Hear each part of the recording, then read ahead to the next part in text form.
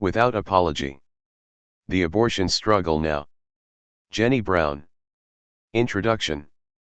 The first shot in the feminist abortion wars was fired in 1969 in a New York City Health Department auditorium, where a panel of male psychologists, doctors, clergy, and lawyers, and one woman, a Sister Mary Patricia, debated exceptions to New York's law forbidding abortion.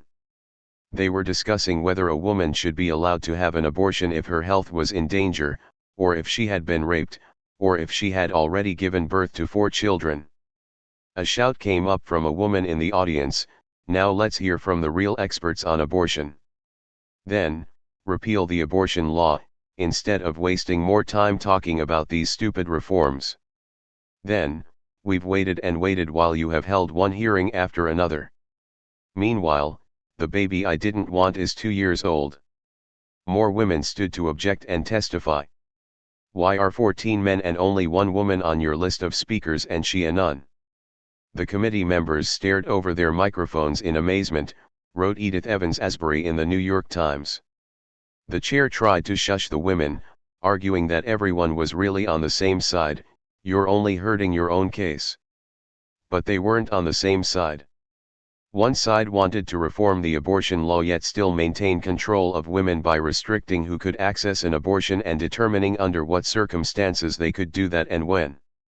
This side is codified in Supreme Court decisions starting with Roe v.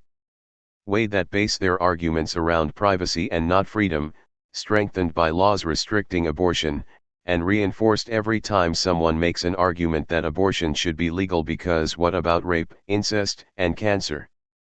On the other side were women who wanted to repeal the abortion law completely, the women who wanted full reproductive liberty. This is an opposition that continues to this day. This book argues that the other side, the argument from women's liberation, was a winning strategy, and could be again. It was massive feminist mobilizations, fueled by women publicly discussing what was once secret and stigmatized, that won us the abortion rights we have. The movement brought hundreds of thousands into the streets, won abortion on demand in New York State, and in just 4 years forced a reluctant Supreme Court to legalize most abortions across the country. How did they do it? That day in 1969, the women distributed a flyer. We say, the only real experts on abortion are women. Women who have known the pain, fear, and socially imposed guilt of an illegal abortion. Women who have seen their friends dead or in agony from a post-abortion infection. Women who have had children by the wrong man, at the wrong time, because no doctor would help them. Any woman can tell you, abortion laws are sexist laws, made by men to punish women. Support Constance Cook's bill, repeal all abortion laws. Women's Liberation Movement. Point 1. Kathy Sarah Child, who led off the disruption, recalled. We were counseled that to oppose abortion reforms to press for total repeal of abortion laws was asking too much, but we just knew that we didn't want to fight at all if it wasn't going for what we really want, that abortion reform was just more insult and humiliation for women. Point 2. The disruption continued for 30 minutes. Finally the chair moved the hearing to another room and locked out the public. The women who started the disruption, an action group within New York radical women that would soon take the name Reds Talkings, decided to hold their own hearing, with women testifying about their illegal abortions and forced childbearing. The 1969 Reds Talkings Abortion Speak Out, the first ever, broke the silence around abortion, the secrecy born of illegality and the self-blame that resulted when women never even told each other about their abortions. 12 young women faced an audience of more than 300 men and women, and with simplicity and calm and occasional emotion and even humor told of incidents in their personal lives which they formerly had consigned to the very private. Susan Brown Miller reported in the Village Voice. Point 3. One woman testified. When I had the abortion I thought I was the lowest of the low. To find out that my mother, that my cousins, that people I was close to, had abortions, helped me more than most of the therapy that I had to go through. I'm sure there are women sitting out here right now who are feeling the same thing that I'm feeling. So stand up, do something. 4. Irene Peslickis, one of the testifiers, recalled later, all of a sudden there were a whole bunch of women telling the truth about abortion. Finally, we were saying, yeah, we did it, we had it, and we want our rights. We want to have legal free abortion. 5. The Speak Out was a public version of the consciousness raising that women's liberation groups had already been doing for a year and a half. Using a method they adapted from the Southern civil rights movement's Tell It Like It Is sessions, women went around the room and told each other the truth about their lives, their pain, their secrets, and their hopes. They discovered that their personal problems were shared by many other women. Peggy Dobbins recalled later, if you spoke your personal experience, you discovered it was shared. If it was shared, it was social. And if it was social, it was political. And if it was political, you could do something about it. 6. This realization led to the slogan "The personal is political," a phrase meaning that things that seem to be personal struggles in fact have political roots and solutions. Perhaps nothing seemed more personal and secret than abortion. These women made abortion public and political. The Speak Out approach also inspired a new grassroots legal strategy on abortion. While previously the focus had been on creating exceptions to the law, such as rape or a health crisis, the new strategy was to overturn all laws restricting abortion. Diane Schutter and Florence Kennedy said the Speak Out triggered the idea in our minds to have women testify as women and as experts in the federal case to attack the constitutionality of the abortion law. 7. When these feminist lawyers sued to overturn the law, they defied legal models that focused on the rights of doctors to practice without interference, instead basing their challenge on the experiences of women. They held public depositions in which women spoke of their abortions and forced childbearing. New York's district attorney complained of a circus. Gloria Steinem, then a moderately known journalist, also attended that first Speak Out. She wrote, "Suddenly, I was no longer learning intellectually what was wrong. I knew. I had had an abortion when I was newly out of college, and had told no one." 8. In a flash, the personal became political for her. The abortion reform movement, as opposed to repeal, had bumped along for decades trying to encourage public discussion of abortion.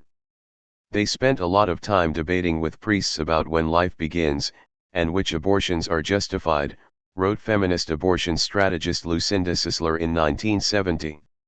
They were mostly doctors, lawyers, social workers, clergymen, professors, writers, and a few were just plain women, usually not particularly feminist.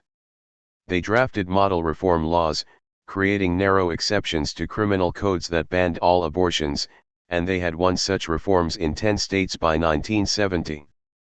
But, Sisler wrote, part of the reason the reform movement was very small was that it appealed mostly to altruism and very little to people's self-interest.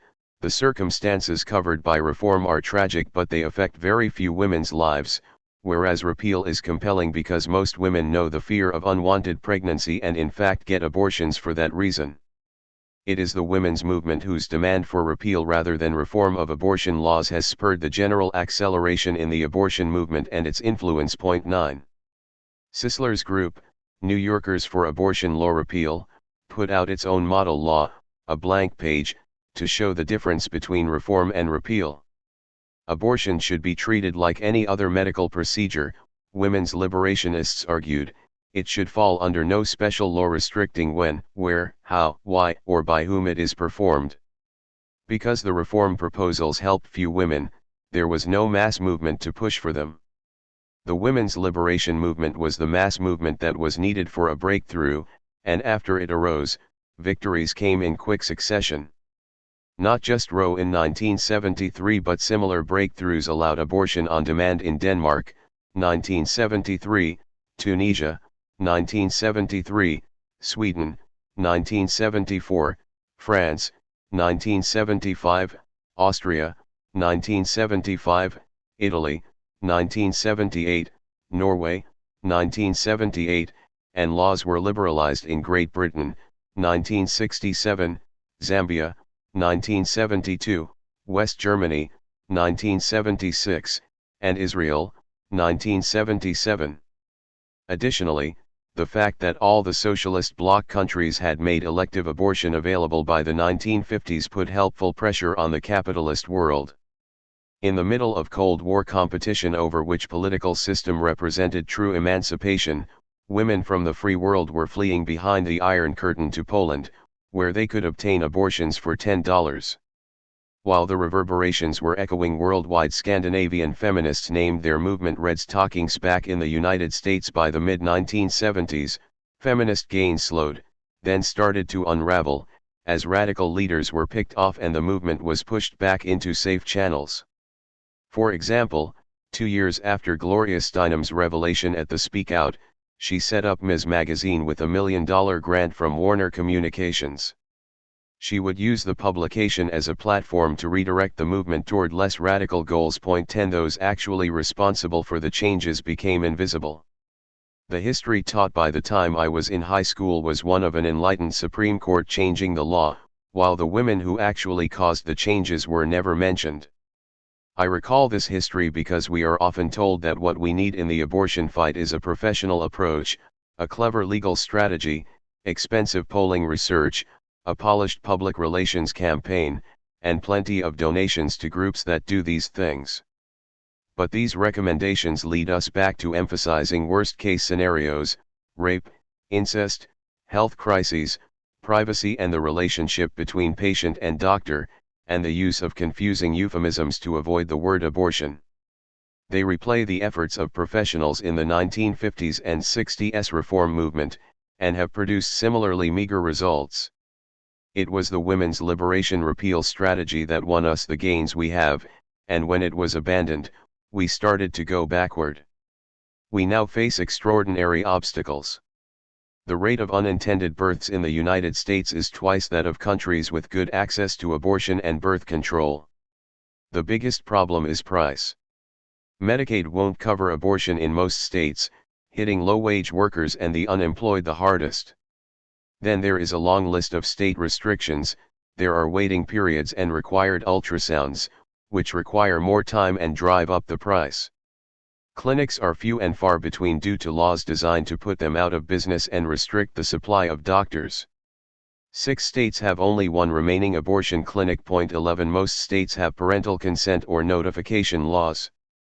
In some states, doctors are forced to read anti-abortion scripts that lie to women, telling them abortion increases their risk of breast cancer, suicide, or infertility.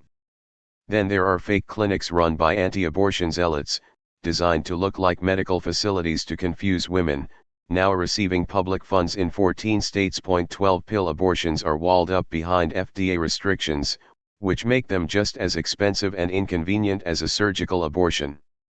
Contrast this to Canada, where abortion is free at any stage of pregnancy through the country's national health care system. As this thicket of restrictions has put reproductive rights further out of reach, mainstream discussion of abortion has again focused on that other woman, the one with cancer, or the one who was raped. Once again, professional experts are devising the strategy for preserving what little we have left of abortion rights. All too often, their arguments are apologetic and downplay the central role of abortion and birth control in women's freedom. Here are some leading arguments that aren't helping. Unhelpful argument number 1: abortion is about individual choice. This removes abortion from the realm of political power and narrows it to an individual decision. Choice loses the deep feminist truth that women must be able to determine the use of their reproductive organs. Abortion and birth control constitute women's right to refuse to do reproductive labor in the face of bad reproductive working conditions, like lack of affordable child care, health care, and paid leave. Secondly, choice is not a compelling vision. It's not the vision needed to mobilize the kind of movement capable of winning clear and consistent victories, writes Loretta Ross of the reproductive justice organization Sister Song. Point 13 Most important, choice is used to back away from the word abortion. As this book will argue, hiding our demands is a losing strategy. Unhelpful argument number 2: abortion is not birth control. This is designed to make women sound like they surely are very good girls, avoiding abortion at all costs, and that abortion is a regrettable last resort. But 3 in 10 women have abortions, so it's hardly an emergency measure or even an unusual situation. A testifier at a recent consciousness-raising session in New York said, "I work at an abortion provider. There's a thing I hear a lot: abortion is not birth control. Fuck you, yes it is. Why not? Why wouldn't it be? It's one of the safest procedures, one of the most common. It's a patient's choice. The NuvaRing doesn't work for people. The IUD hurts. You have a lot of options. Why not choose abortion? In medical theory, if anything, it is the most directly true birth control that exists. Throughout history, abortion and birth control have been restricted together and freed together. Courts and legislatures certainly think abortion is birth control, that's why they seek to restrict both. And for women's freedom, abortion and contraceptives have the same result. Unhelpful argument number 3, abortion is a matter between a woman and her doctor. Legislatures should not intervene. This assumes women have a doctor as opposed to a string of one-time encounters with various medical personnel. And it ignores that doctors have a long, unsavory record of coercing women to have children they don't want by refusing abortions, and conversely, of sterilizing women against their will, especially women of color. It was medical doctors who first pushed to outlaw abortion in the 19th century to put their competition midwives and lay practitioners out of business. And when a court vacated the abortion law in the District of Columbia in 1969, not a single doctor except the individual who challenged the law was willing to perform abortions. 14 In California, hospital boards made up of doctors kept women from getting abortions when that law was loosened. Historically, doctors have had too much say. The brave doctors who have fought for abortion rights, and who provide abortions today, are exceptions, not the rule. Doctors may be allies or enemies, but they certainly aren't partners in our decisions about abortion. Unhelpful argument number 4, abortion is our right to privacy. It was not feminists but the U.S. Supreme Court that used the idea of a privacy right in the Constitution to loosen laws against contraceptives in 1965, and then applied this to abortion in Roe v. Wade 8 years later. The women's liberation movement never made an argument based on privacy. On the contrary, feminist activists found that it was necessary to break the taboo on discussing abortion in order to make it a public issue and a political demand. Appealing for our rights on the basis of privacy assumes abortion is something to be hidden. Feminists have countered this over the years, not just with speakouts but also with t-shirts stating "I had an abortion," and "Shout your abortion," a social media campaign started in 2015. Abortion stigma is designed to keep abortion a shameful secret.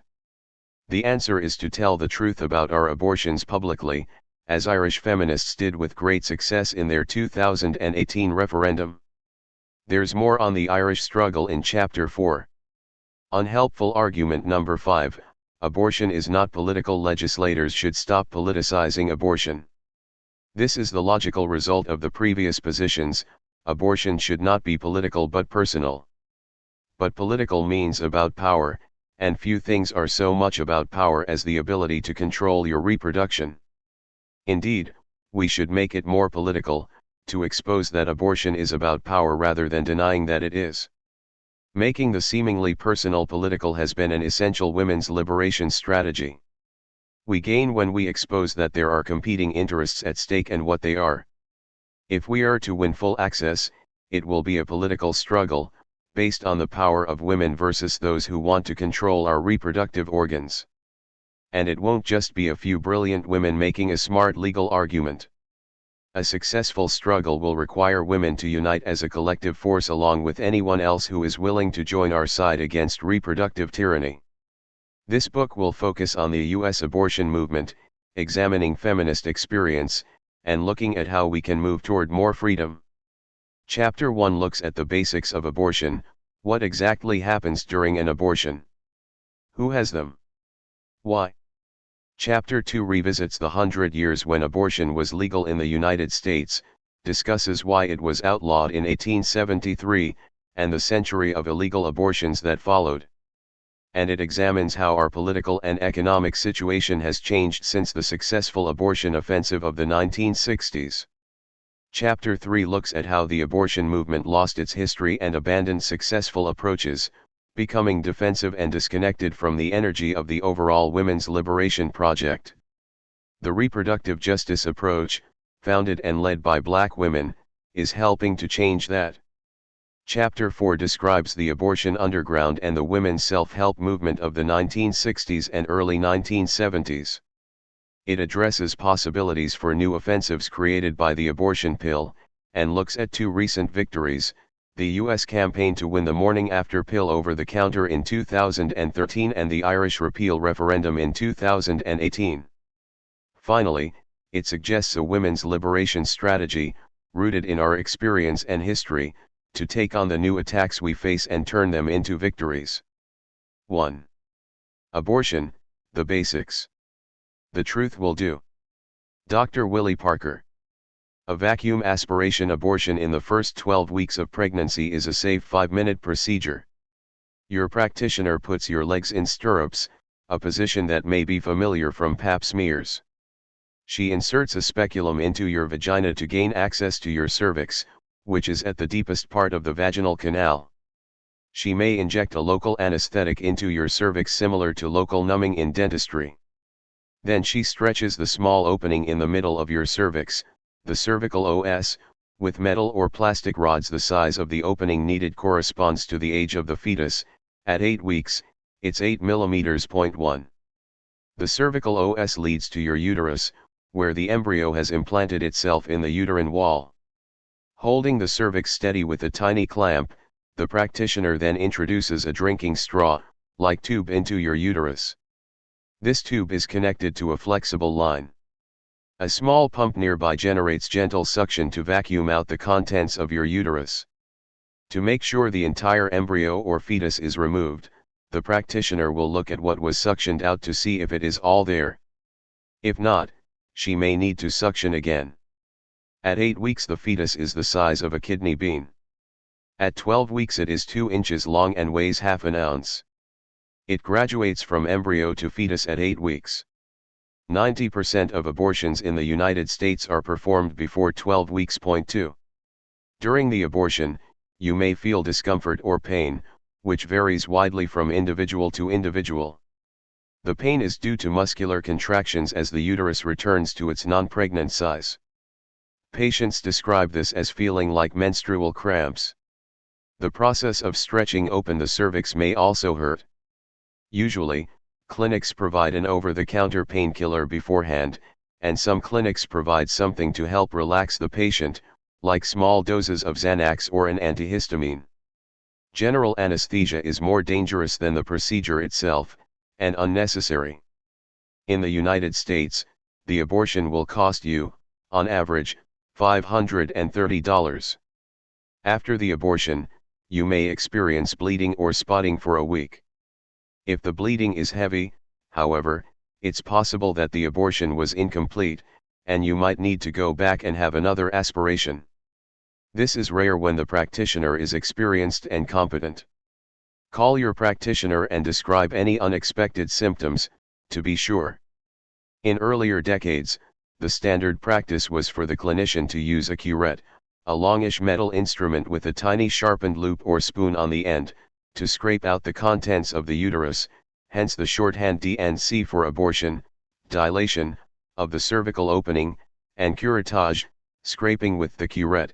3. This method carries more risk of abrasions or punctures, and has largely been supplanted by aspiration. It was the organizing of the feminist women's health movement that made vacuum aspiration the gold standard for abortion care. U.S. doctors muddled through using DNC long after aspiration became standard in China, Japan, Europe, and the Soviet Union. 4. 30% of abortions in the United States are now carried out with pills, the descendants of RU486, the French abortion pill developed in the 1980s. 5. For pregnancies up to 10 weeks, a clinician dispenses one pill, mifepristone, and then at least 24 hours later, you take a different medication, misoprostol, stimulating a miscarriage. While pill abortions are safe and could be inexpensive, U.S. regulators have made sure that they are just as costly and difficult to obtain as the surgical kind. There's more on pill abortions in Chapter 4. 10 to 15% of known pregnancies end in miscarriage, also known as spontaneous abortion. 30 to 40% of all conceptions end in miscarriage, but mostly these occur before you know you're pregnant. 6 It's remarkably hard to cause a miscarriage through your activities, strenuous exercise, jumping from a height, blows to the abdomen, or by what you ingest, herbs, alcohol, drugs, as many women down the ages have discovered. Instead, spontaneous abortion ordinarily occurs because genetic abnormalities mean the embryo can't develop. Second trimester abortions. An experienced practitioner can assess how long you've been pregnant by feeling the size of your uterus, though some clinics also use ultrasound imaging. Information about when you last menstruated is helpful, but since many women have irregular periods, and some experience bleeding that masquerades as a light period early in pregnancy, practitioners like to check. Abortions later than 12 weeks, that is, during the second trimester of pregnancy, may take more time, because the fetus is larger and presents a mechanical problem to remove through the cervical opening. For this reason, earlier abortions are easier on the patient. Also, you'll spend less time being pregnant. 9% of U.S. abortions occur after the first trimester, while 1% occur after 20 weeks. A 2006 study finds that 58% of women in the United States would have liked to have had their abortions earlier than they did. 7 In the hands of a competent practitioner, abortions up until 24 weeks, the current legal limit for elective abortions, are safe. Roe limits how much states can restrict abortion before 24 weeks. But anti-abortion forces have been trying to shorten the time window in which you can get an abortion. Several states restrict second trimester abortions, and Congress even banned one second trimester method, dilation and extraction, so-called partial birth abortion, and the Supreme Court gave its stamp of approval in 2007. Who gets abortions? 30% of women in the United States will get an abortion, if current rates hold. This figure has been remarkably stable since the 1840s, according to medical historian James Moore. Around 25 to 30% of women have been getting abortions, legal or illegal, for most of the nation's history. This means abortion has been an important element in the lives of our great-grandmothers, grandmothers, mothers, aunts, sisters, teachers, co-workers, and friends, not to mention their partners, who also may not have wanted to have a child at the time. It is bizarre to treat such a common experience as an emergency measure, a last resort, or a terrible, wrenching decision. Mothers. Most women who get an abortion already have at least one child. This came as a surprise to one mother, Lauren Sandler, who writes in Vox that she thought her determination to get an abortion made her a freak. If I, already happily immersed in parenting, chose to terminate, wouldn't I be unusual for doing so, maybe even stigmatized as a sort of prenatal media? She was stunned to learn that 7 out of 10 women who get abortions are mothers. She suggests this is hidden because anti-abortion forces find it difficult to demonize moms. 8. Young women under 18 are 7% of those getting abortions. In 37 states, they face parental involvement laws. Either a parent has to sign a form consenting to the procedure, or one or both parents have to attest they've been notified. In Florida, which requires notification, this might as well be consent, because the parent is notified 48 hours in advance, which allows plenty of time to stop the procedure. Low-waged, unemployed, and uninsured women get more abortions than those with higher pay or better health insurance. This is because reliable birth control is expensive and often requires multiple clinic or doctor visits. African American women get abortions at higher rates than white women. Since black women experience job discrimination, they are less likely to have good medical coverage, putting reliable contraception further out of reach. Black women are the target of extra guilt-tripping by anti-abortion forces.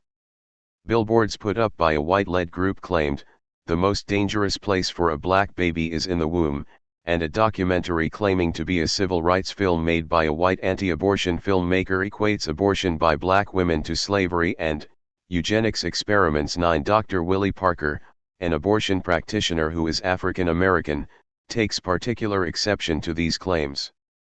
The people behind the black genocide charge are using women of color as pawns in a much bigger game. For they understand what too few of the foot soldiers in the abortion debate do.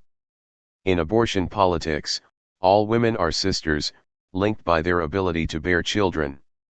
If the antis can change the terms, framing it as a systemic racism perpetrated by big healthcare institutions against black people, then they can change the laws around abortion and no one will intervene, not even the white women who need abortions.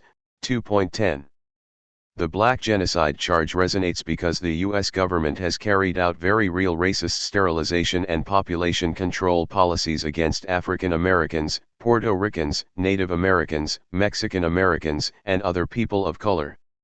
There is more on racist population control in Chapter 2. People who don't identify as women. Trans men and others who don't identify as women have abortions. Abortion rights are for anyone who can get pregnant. Catholics have abortions at the same rate as the general population. 11.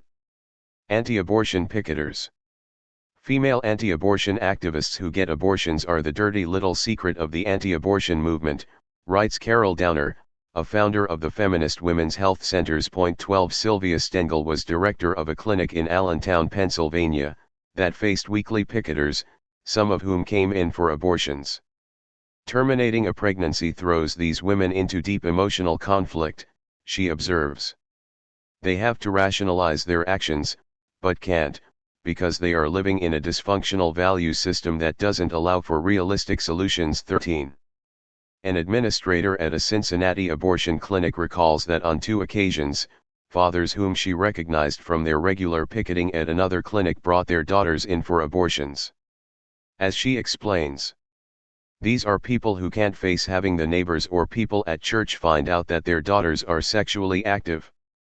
They also seem to believe that their daughters are different from the other women in the clinic waiting room, and the daughters seem to think so too.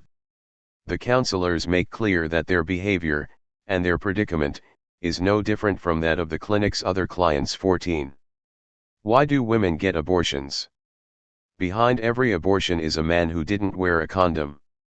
In that sense, all abortions are about birth control the man didn't use.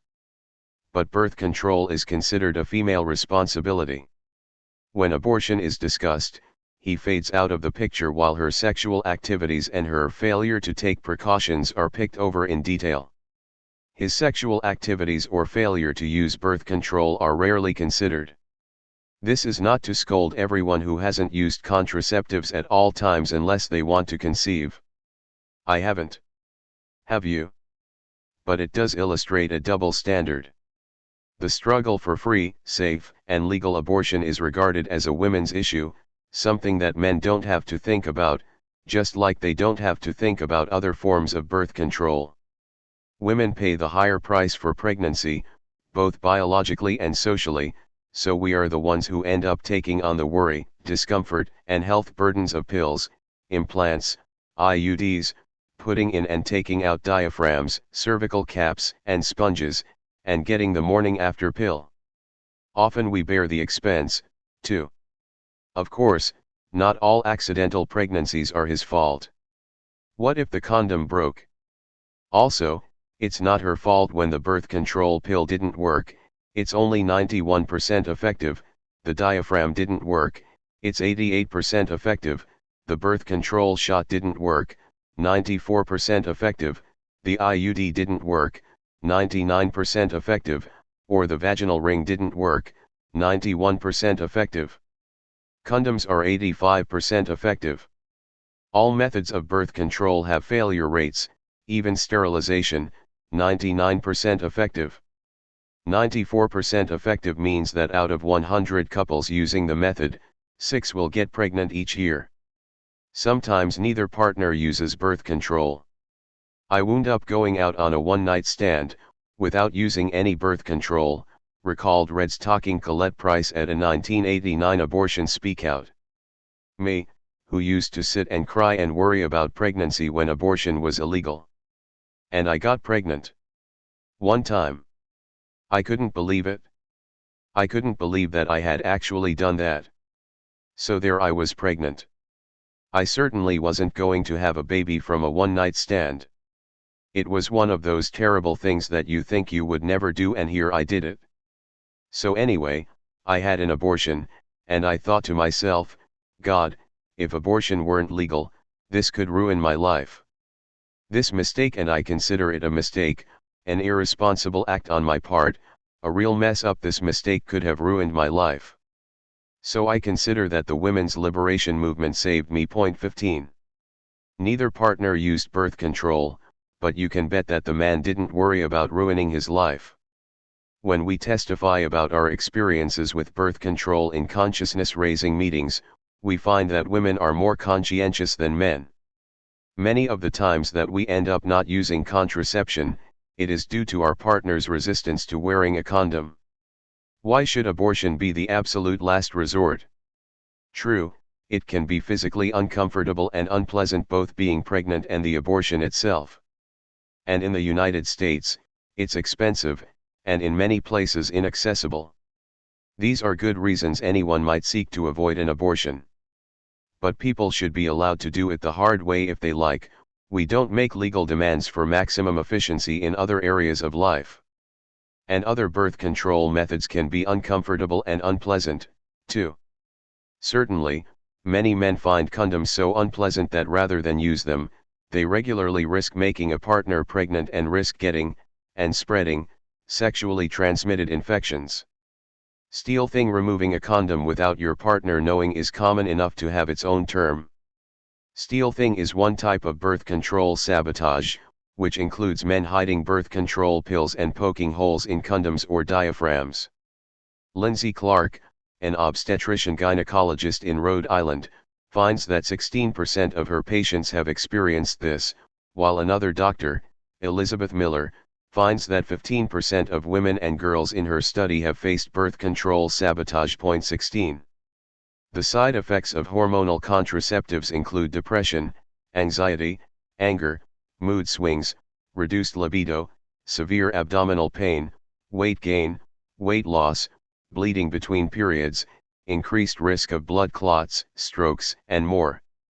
And the breezy term mood swings doesn't begin to describe the dark depressions and white-hot rages some describe. Nor does reduced libido adequately describe the flatlining of sexual interest that many report as a side effect. Still, even if 100% effective birth control were available and used by all, women would still need abortion because circumstances can change after you get pregnant intentionally. Your partner may fall ill, or may become obnoxious under the pressure of impending parenthood. Your house may burn down, or you might lose your job. There are lots of reasons to say, not now. Or the fetus itself may fail to thrive, requiring abortion. A right is something you don't have to justify or explain to any authority. Feelings about abortion. The suspicion that there's something not quite okay about abortion relies on us not talking to each other about our abortions or concealing the full truth of our experiences. National Women's Liberation member Amy Coenan writes, "I've given birth twice and had 2 horrible miscarriages, and my abortion was no big deal. It was great, actually, the easiest and least painful of all of my reproductive experiences, as it is for the vast majority of women, but we aren't allowed to say it because then we are heartless monsters. I'm not going to lie, or pretend to feel something I don't, to conform or to keep from making others uncomfortable." Point 17. Amelia Bonnow, the Seattle woman who organized Shout Your Abortion in 2015 with Lindy West and Kimberly Morrison, started with a Facebook post. "Like a year ago I had an abortion, and I remember this experience with a near inexpressible level of gratitude. I am telling you this today because the narrative of those working to defund Planned Parenthood relies on the assumption that abortion is still something to be whispered about.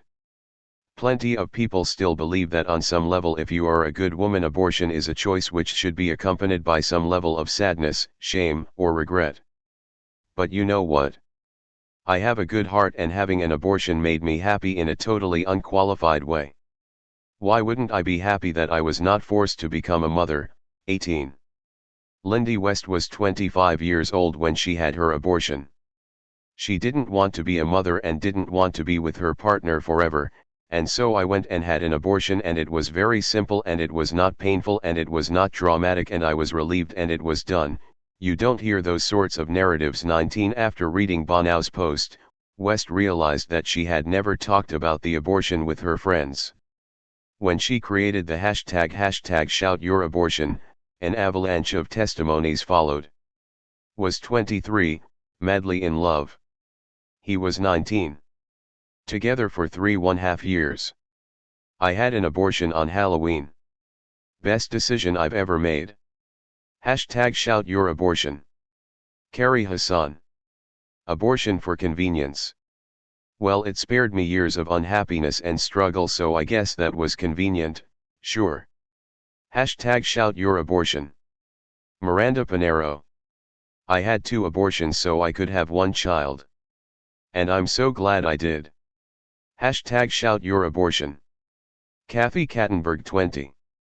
When women don't express regret or grief about their abortions, they're sometimes attacked as though their experience is an implicit criticism of women who do have these feelings. But it's a downward spiral. We're all shamed into acting as though we feel sad about our abortions even if we don't, further isolating those who are honest about not feeling bad.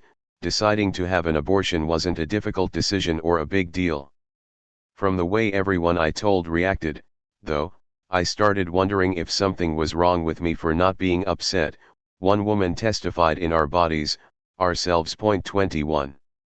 Those who feel bad, sad, guilty, regretful, or grief-stricken about their abortions are given plenty of encouragement for these feelings. In fact, anti-abortion forces try to make every woman feel so guilty, sinful, selfish, and ashamed that she won't have an abortion in the first place. Several states require doctors to lie to patients that if you get an abortion you'll be more likely to get breast cancer or commit suicide. No wonder some of us feel bad. Some women get abortions even though they wanted a child but, after deliberating, decided it would be too hard. The anti-abortion right prefers to attribute regrets in these cases to the abortion itself and not to the conditions women face.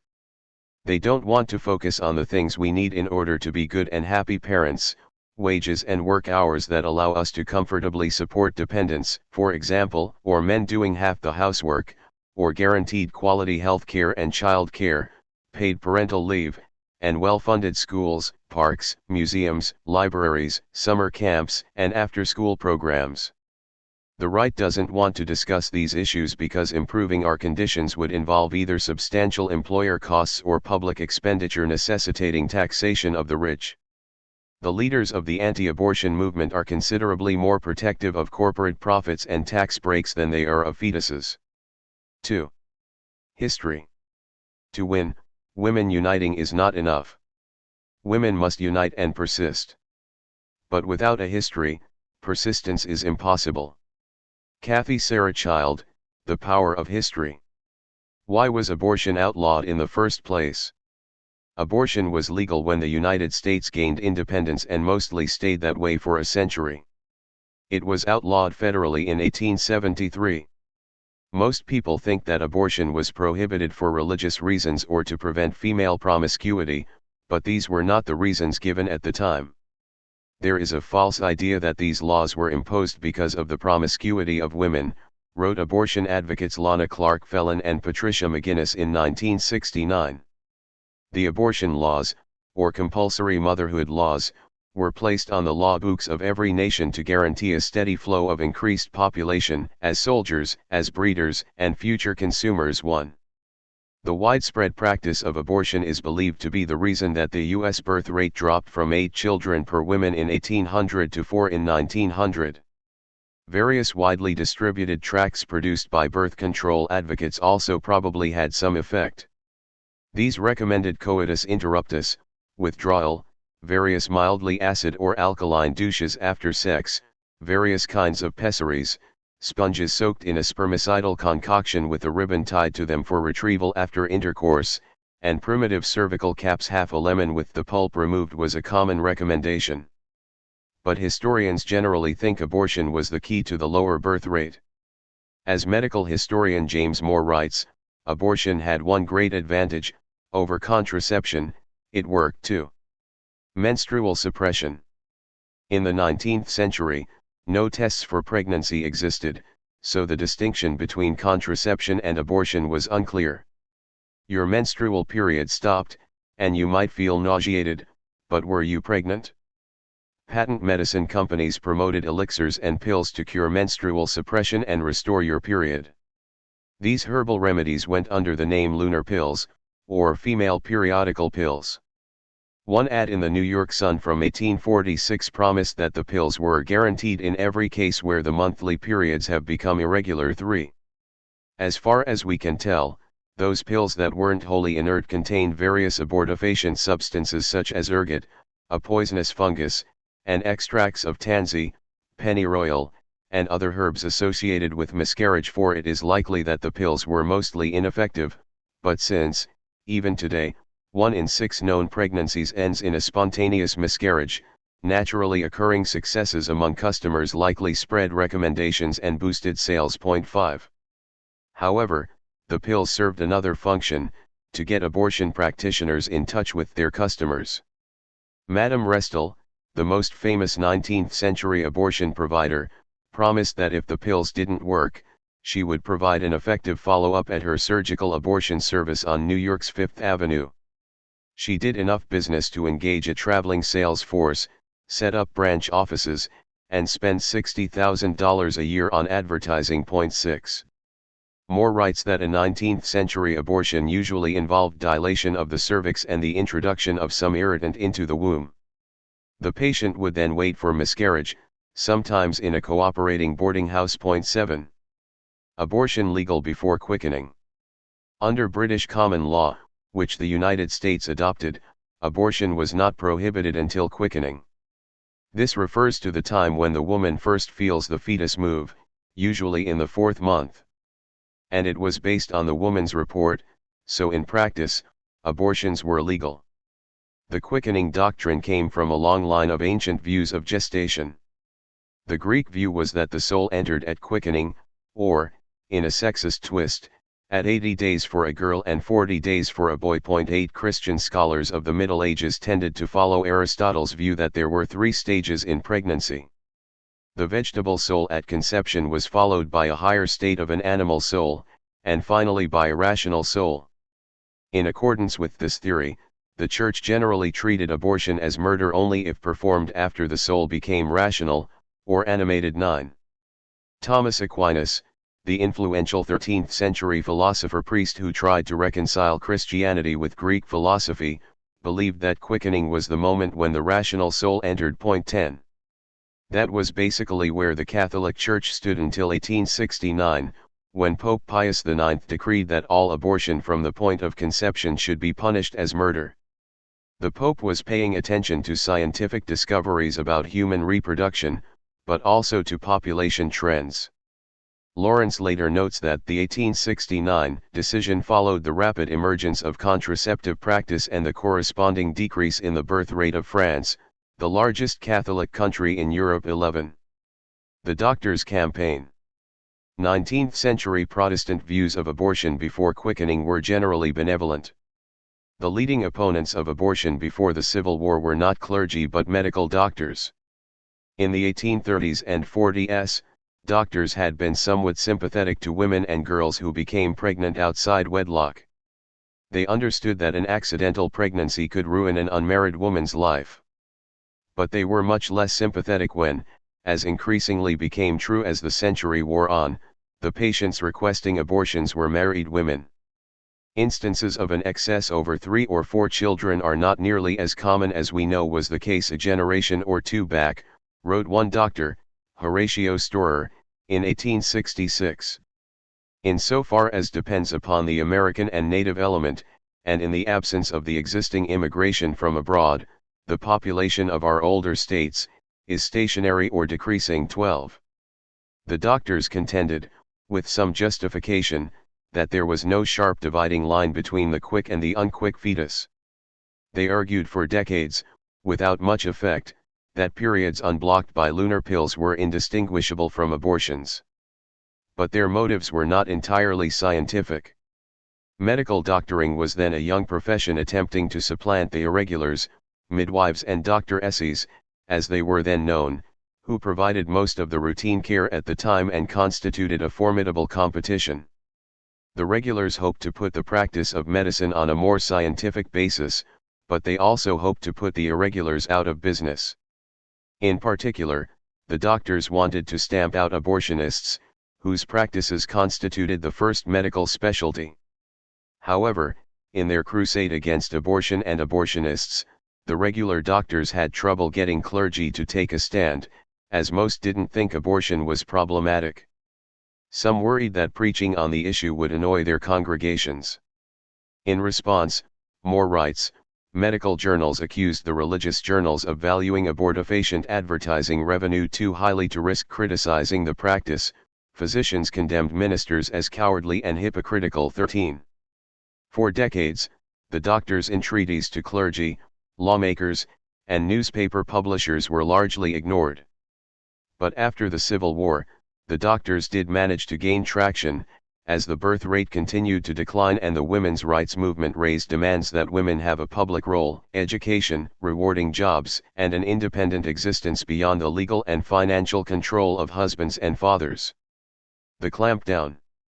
Lobbying by doctors meant that by the 1860s and 70s, most states had passed statutes that changed the definition of abortion to include any induced miscarriage, not just those after 4 months or so when the fetus was reported to have stirred. The new laws provided for punishment of the woman as well as the practitioner, an indication that the lawmakers were aiming to stop women from actively controlling their own destinies, and not just trying to deter dangerous abortion practices. The ban became total in 1873, when all abortion was outlawed in the United States along with all contraceptives and any information about sex or the process of reproduction. The federal Comstock law gave that famous purity crusader Anthony Comstock the ability to raid any bookstore, medical facility, college, office, or home to eradicate not just contraceptive devices or abortion elixirs but any knowledge of contraception and abortion. All of it was classed as obscenity. Many Comstock laws followed in most states and some were even stricter, explicitly forbidding doctors to convey information to their patients about contraception and abortion. So it was that abortion, birth control, and information about reproduction were lumped together, not just in the minds of most people but in the eyes of the law. They served the same purpose and they had the same deleterious effect, lowering the birth rate and freeing up women to do other things. The Comstock reign of terror outlasted the man himself, and it wasn't until 1936 that the courts allowed doctors to order contraceptive materials through the mail. In a case known as United States v. One package of Japanese pessaries, the circuit court allowed Dr. Hannah Stone to receive a package of diaphragms from Japan. It took another 40 years and many more court challenges before contraceptives could be dispensed to the married and unmarried alike. In 1973, many states still prohibited the advertising and display of contraceptives. Contraception was still legally contested when birth control activist Margaret Sanger and a team of maverick researchers produced the first birth control pill in 1957 with funds from heiress Catherine McCormick. The pharmaceutical company had to initially market the pill under that 19th-century standby, regulating periods. But unlike earlier periodical pills, oral contraceptives were effective in preventing pregnancy. In 1960, the first pill, Inovid, was approved by the FDA as a contraceptive. 14. Much testing of the pill was conducted in Puerto Rico, which had been the target of U.S. population controllers from the 1920s on, ever since U.S. sugar corporations took over most of the cropland, displacing farming families and raising the specter of overpopulation. But the pill was also tested in Puerto Rico because U.S. laws, especially in the researcher's home state of Massachusetts, still banned birth control, while Puerto Rico had decriminalized contraception in 1937. 15.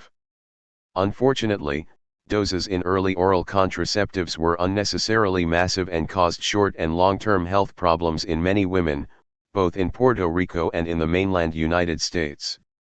Still, the pill looked better than the threat of a back alley abortion or an unwanted birth, and the market grew quickly. Racist reproductive coercion. The testing of contraceptives on Puerto Rican women was just one aspect of racist reproductive coercion carried out by the United States.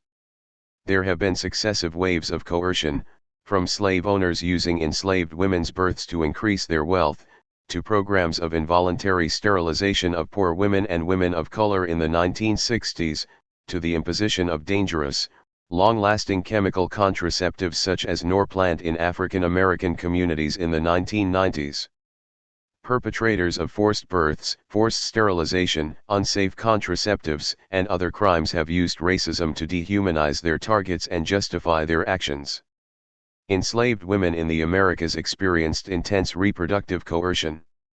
Starting in the 1600s, slave owners ensured by law that the children of enslaved women would be property of the mother's owner, even if their fathers were free.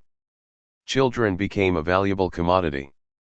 In many cases, enslaved women resisted, using abortifacients and contraceptive methods such as chewing on cotton root, or secretly ending their pregnancies with the help of midwives. 16. After slavery, the white power structure passed laws to try keep its black workforce in place, including laws banning vagrancy and prohibiting debtors from leaving town. But by the 1960s, much of the backbreaking work of cotton cultivation and harvesting had been mechanized, while a militant black working class, many of them veterans of World War II, were organizing to vote and gain their full rights. White doctors aligned with the power structure reacted to these changes by inflicting forced sterilization on African American women, often when they went to the hospital to deliver a child or for other care. Sterilization became so common that it was dubbed a Mississippi appendectomy. 17. Nationally, doctors working with the welfare system sterilized over 100,000 women a year, a lawsuit brought by the National Welfare Rights Organization revealed in 1974.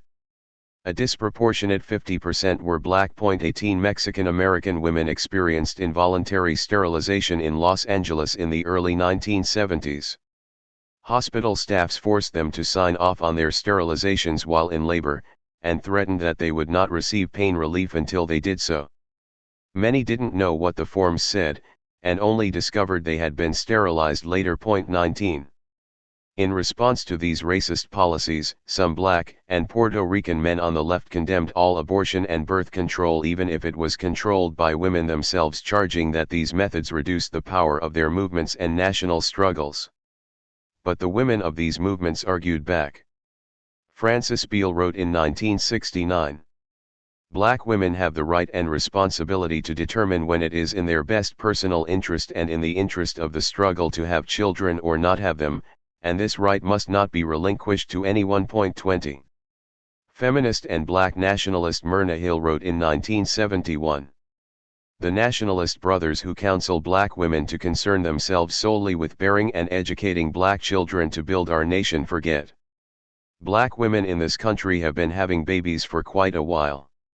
What we want is not just more black babies but a new black nation that is free. Black women can't do anything about changing this situation by cooking greens and getting pregnant. The struggle that will replace the system is outside the kitchen." 21. In addition, these feminists argued, black and Puerto Rican women were dying at high rates due to unsafe abortions. Abortion in the illegal days. Helen Kritzler, the first Reds talking to speak out in 1969, recalled her first abortion at 18. "When I got pregnant, I was so terrified. And I remember going to Woolworth and buying a ring, so I could go to the hospital and say I was married. You had to be married to get a pregnancy test. I had a couple of best friends, but I didn't tell them about it because I was so ashamed and terrified, absolutely terrified, like my life had come to an end and I didn't know what to do. And finally I found somebody who knew somebody, where the Wisconsin girls went. And I went with a friend to this man in Chicago, in a boarded up old building. He's talking about giving drugs to Lenny Bruce and how he liked the girls from Wisconsin and he gave discounts to college girls, and I was absolutely terrified. And then he put his head down and he fell asleep in the middle of this. And he put some kind of a thing inside me, and he said, you're going to walk around all day long, and when you start to bleed, come back. I had a real feeling that I could die. I mean, I knew that I was in the hands of some kind of quack, but I was so terrified that it was all right. I really had accepted that I could die. 22. After Red's talking, Rosalind Baxendale spoke out about her illegal abortion. Her name got in the news. I was terrified when my grandmother called me to tell me she had seen me in the New York Times. She said, "Dearie, you only had one abortion. Let me tell you, I had 13. She then proceeded to tell me about the Russian and Italian midwives of Manhattan's Lower East Side and how skilled they were. They not only did abortions, but visited you afterwards to make sure all was well, brought you some soup, and let you pay in installments." Well, my consciousness was raised. 23. If you had an unwanted pregnancy in Hoboken, New Jersey, in the 1930s, you might go for help to Dolly Sinatra, a midwife, abortionist, saloon operator, local political fixer, and mother of Frank, the famous singer. Her abortions cost $25 to $50. Her technique was described by patient and distant in-law Anna Spatalia Sinatra. I had to go to her 3 times. She had me come to the house and lie down on that table in the basement. Then she brought out a long wire knot, a coat hanger with special medication on the end of it.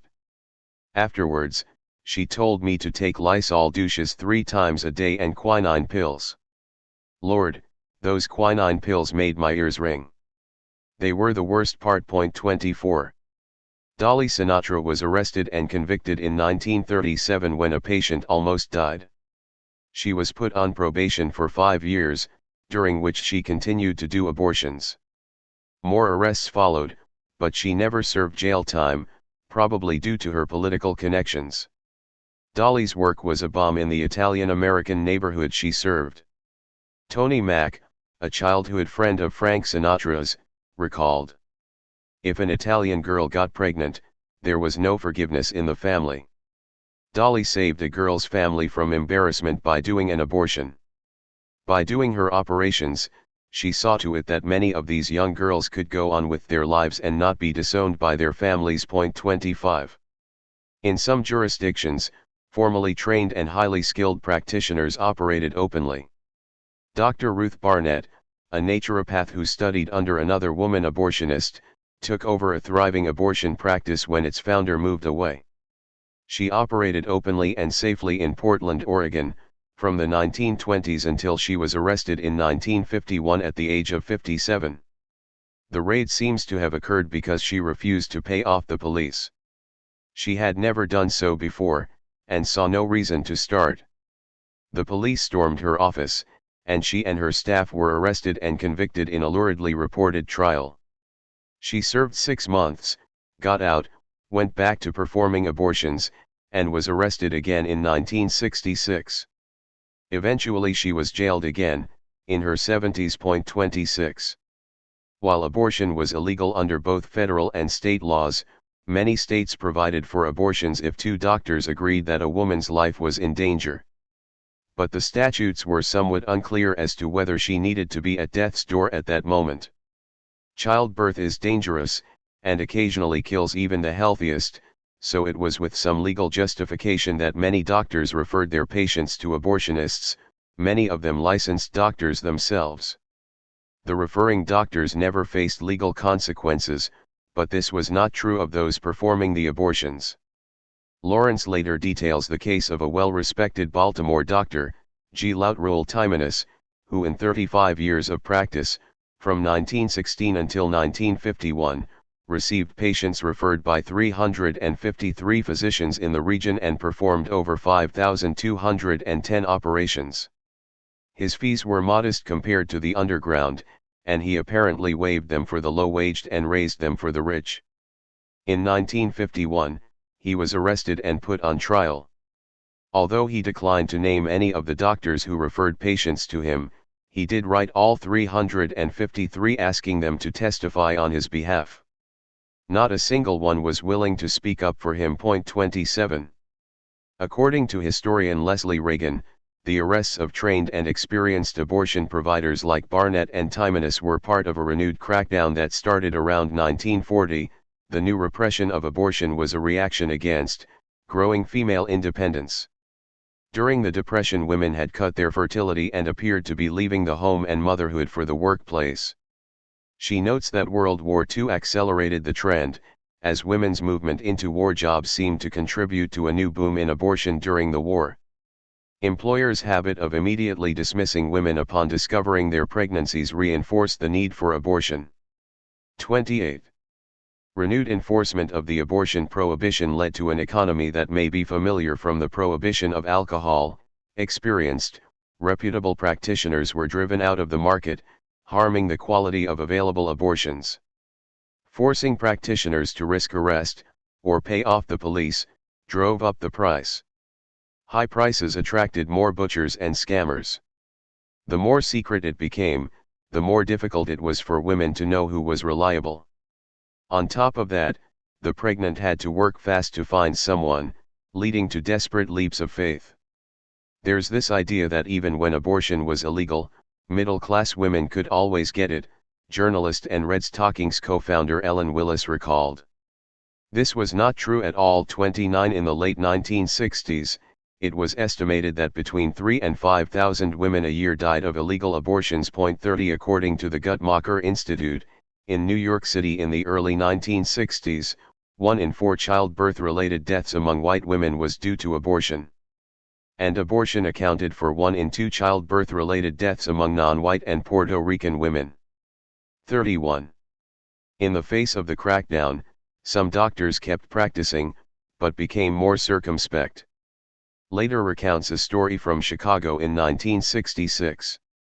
When a friend of mine with 3 children became pregnant accidentally, she and her husband asked their obstetrician about an abortionist. After he refused to discuss the subject, she contacted a neighbor who had undergone abortion, was given a telephone number and told to come to an apartment at a fashionable address. She didn't see the doctor until she was on the operating table. Although she was drowsy from anesthesia, and the doctor's face was covered by cap and mask, she still recognized him. It was her own obstetrician, 32. Along with the exorbitant fees, the deaths and injuries, the insults and assaults, and the fear of pregnancy that overshadowed sex, many couldn't procure an abortion and ended up bearing the child. Barbara Kaminsky, a Red Stockings testifier, recalls getting pregnant in 1961 at the age of 16. I remember, when I told my mother that I was pregnant and wanted an abortion, she fainted. She thought I was going to die. And she wasn't so far from the truth. Because many people did die when they had abortions. I remember going to doctors' offices and being turned away. Doctors telling me, "Get out of here, I don't want to hear the word, I don't want to see you." And running around Manhattan trying to find someone who would talk to me. Being terrified. When she did finally get a name, we'd make appointments to go to the abortionist, and I'd wait. I'd wait some more. Finally at 5 o'clock, if the appointment was at 1, I realized, he's not going to come. And finally I realized, the point was, everything was set up to make me get married and have a child. 33. Kaminsky bore the child, which she gave up for adoption. She received judgment for that decision, too. The social workers who were supposed to help me make this decision, they really worked on me to the point where I felt ashamed that I wasn't taking on the role that was expected of me, that I was doing something unnatural, that there was something shameful in giving up the child. 34. Punishing women. During the 2016 presidential campaign, candidate Donald Trump said women should be punished for having abortions. 35. This was out of step with the current propaganda of the anti-abortion movement, which claims not to want to punish women but only protect them from evil doctors. In reality, during the illegal days, women testified how happy and lucky they felt to have found a doctor and not a butcher to do the abortion. A single doctor or competent layperson, quietly practicing, could and did save, really the lives of thousands of women. When one was arrested, it was not only a nightmare for the practitioner and his or her staff, it was an enormous loss for those who needed abortions. This artificial distinction between punishing the doctor and punishing the woman also ignores how criminal investigations work. During the illegal days, women were interrogated in their hospital beds to try to force them to give up information about their practitioners. One police investigator gave his recommendation to colleagues for these situations: more is to be gained by questioning the woman when she feels the worst. To protect patients from police interrogation, sympathetic hospital staff would label their cases miscarriage instead of incomplete abortion. 36. Police also threatened to make a woman's name public in the courts and the press unless she divulged information about who had performed her abortion. Women were hauled down to the police station for full interrogations, and if they continued to resist, they were jailed until they agreed to cooperate. These police tactics are why practitioners hid their identities and sometimes addresses from their patients. The latter was achieved by blindfolding, or sometimes drugging, the patient, who was then driven to the procedure by a stranger. After the abortion, she was blindfolded again and dropped off where she started. Army of Three. In the post-war period, there was a small movement dedicated to loosening the restrictions on abortion. It was mainly composed of compassionate medical professionals and lawyers, forward-thinking clergy, and a few ordinary women. Their strategy was to broaden the exceptions to the criminal laws. Usually they aimed to legalize abortions in cases of rape, incest, and fetal deformity, and to preserve the health of the woman. The American Law Institute proposed a model law that included these exceptions, and by the late 1960s several states had adopted it. To get an abortion under the reformed laws, you had to prove that you had been raped, were ill, or were likely to commit suicide. Hospital boards conferred, and dispensed their judgments with one eye on the clergy and the other on the press. In some cases, the reforms backfired. In California, fewer abortions were done under the reformed law than under the old one because hospital committees worried that their institutions would develop a reputation. At the same time, these hospitals were locking their doors to women who wanted to be sterilized, using a 120 rule. The number was calculated by multiplying your age by the number of children you'd had. So, a 35-year-old woman with 3 children would be denied, but a 25-year-old woman with 5 children might be permitted to have the operation. Some hospitals used a 150 rule or a 175 rule. As Lucinda Sisler wrote, reforms of the old rape incest fetal deformity variety are not in women's interest and in fact, in their very specificity, are almost more of an insult to our dignity as active, self-determining humans than are the old laws that simply forbid us to have abortions unless we are about to die. 37. Humiliating experiences and useless reforms drove 3 West Coast women to become an engine for exposing the abortion laws and taking direct action to defeat them. The first was Pat McGinnis, a California woman whose contraception kept failing. The first time she got pregnant, she went to Mexico and got an illegal abortion there. The second time, she swore she would never leave the country again for something she considered her right. Instead, she used a dangerous method that was fairly standard at the time. She procured a catheter and inserted it through her cervical opening and into her uterus. The catheter, or bougie, is supposedly sold by drugstores to draw off urine, but in neighborhoods of poverty, almost all purchases are for abortion, later noted in 1966.38. Like many women who used this method, McGinnis contracted a serious infection and almost died. After a lengthy hospitalization, she did miscarry. The third time, she used a method she would later publicly promote for self-abortion, which consisted of a twice-daily dilation of the cervical opening accomplished by inserting your carefully sterilized fingers into it. It takes about 6 weeks of diligent application for this to work, and it doesn't work for all women. But it was much safer than the other mechanical methods for self-abortion that women were using at the time, which mostly involved sharp objects, catheters, knitting needles, hatpins, and coat hangers which tended to puncture the wall of the uterus, resulting in life-threatening injuries and infections. After the digital method worked to start her abortion, McGuinness recalled, "I was put in a ward devoted entirely to botched abortion cases. A few days into my stay in that ward, 2 plainclothes inspectors interrogated me about the details of how I got my abortion. They told me that I had no civil rights, no right to silence. 39. McGuinness was so angry at this treatment that she started an organization, the Society for Humane Abortion. Abortion wasn't even a topic of discussion then. Newspapers simply referred to it as an illegal operation and no one was discussing it as something women needed for their freedom and happiness. To break through this, McGuinness conducted street corner interviews surveying opinions on abortion. Her organizing attracted 2 other California women who had endured illegal abortions, Lana Clark Felon and Rowena Ginner.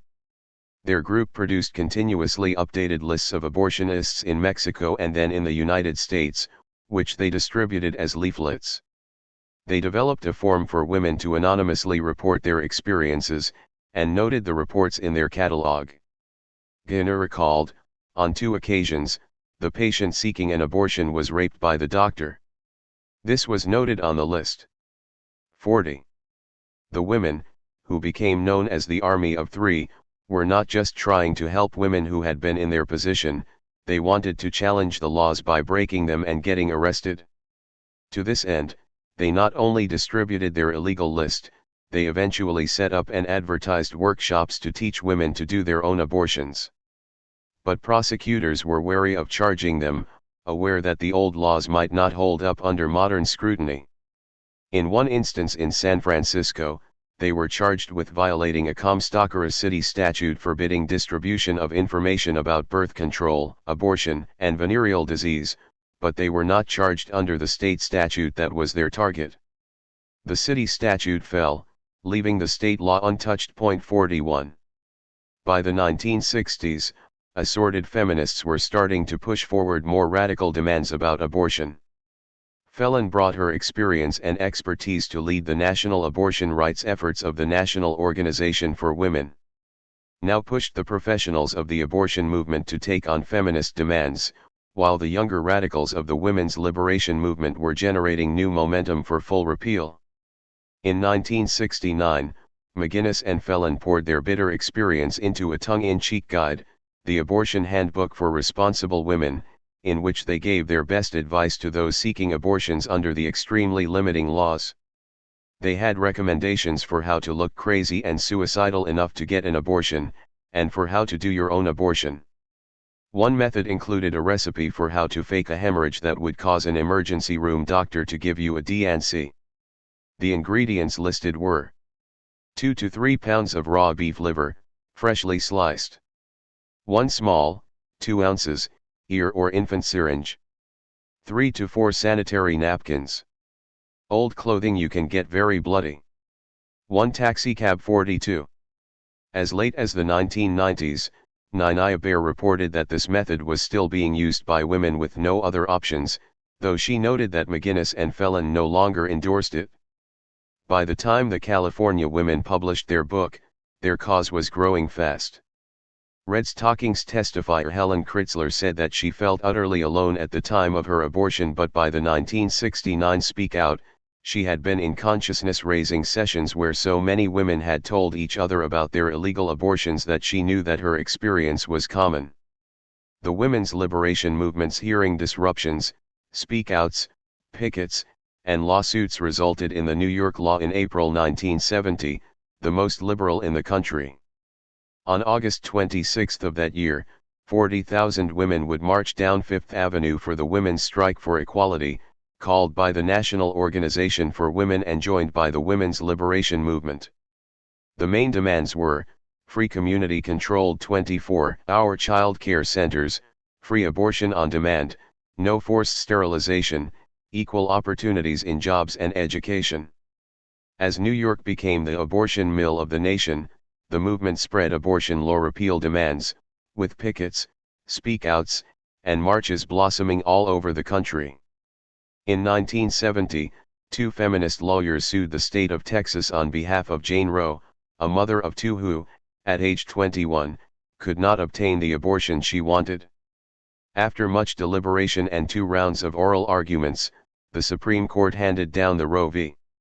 Wade decision, largely modeled on the New York law, in January 1973. It wasn't everything feminists wanted, but it did make most abortions legal. Obstacles to abortion since Roe v. Wade. There is a myth that anti-abortion forces didn't really get organized until years after the Supreme Court's Roe decision. In fact, the backlash started in 1971 when the New York legislature revoked the abortion reform law it had passed by 1 vote a year before.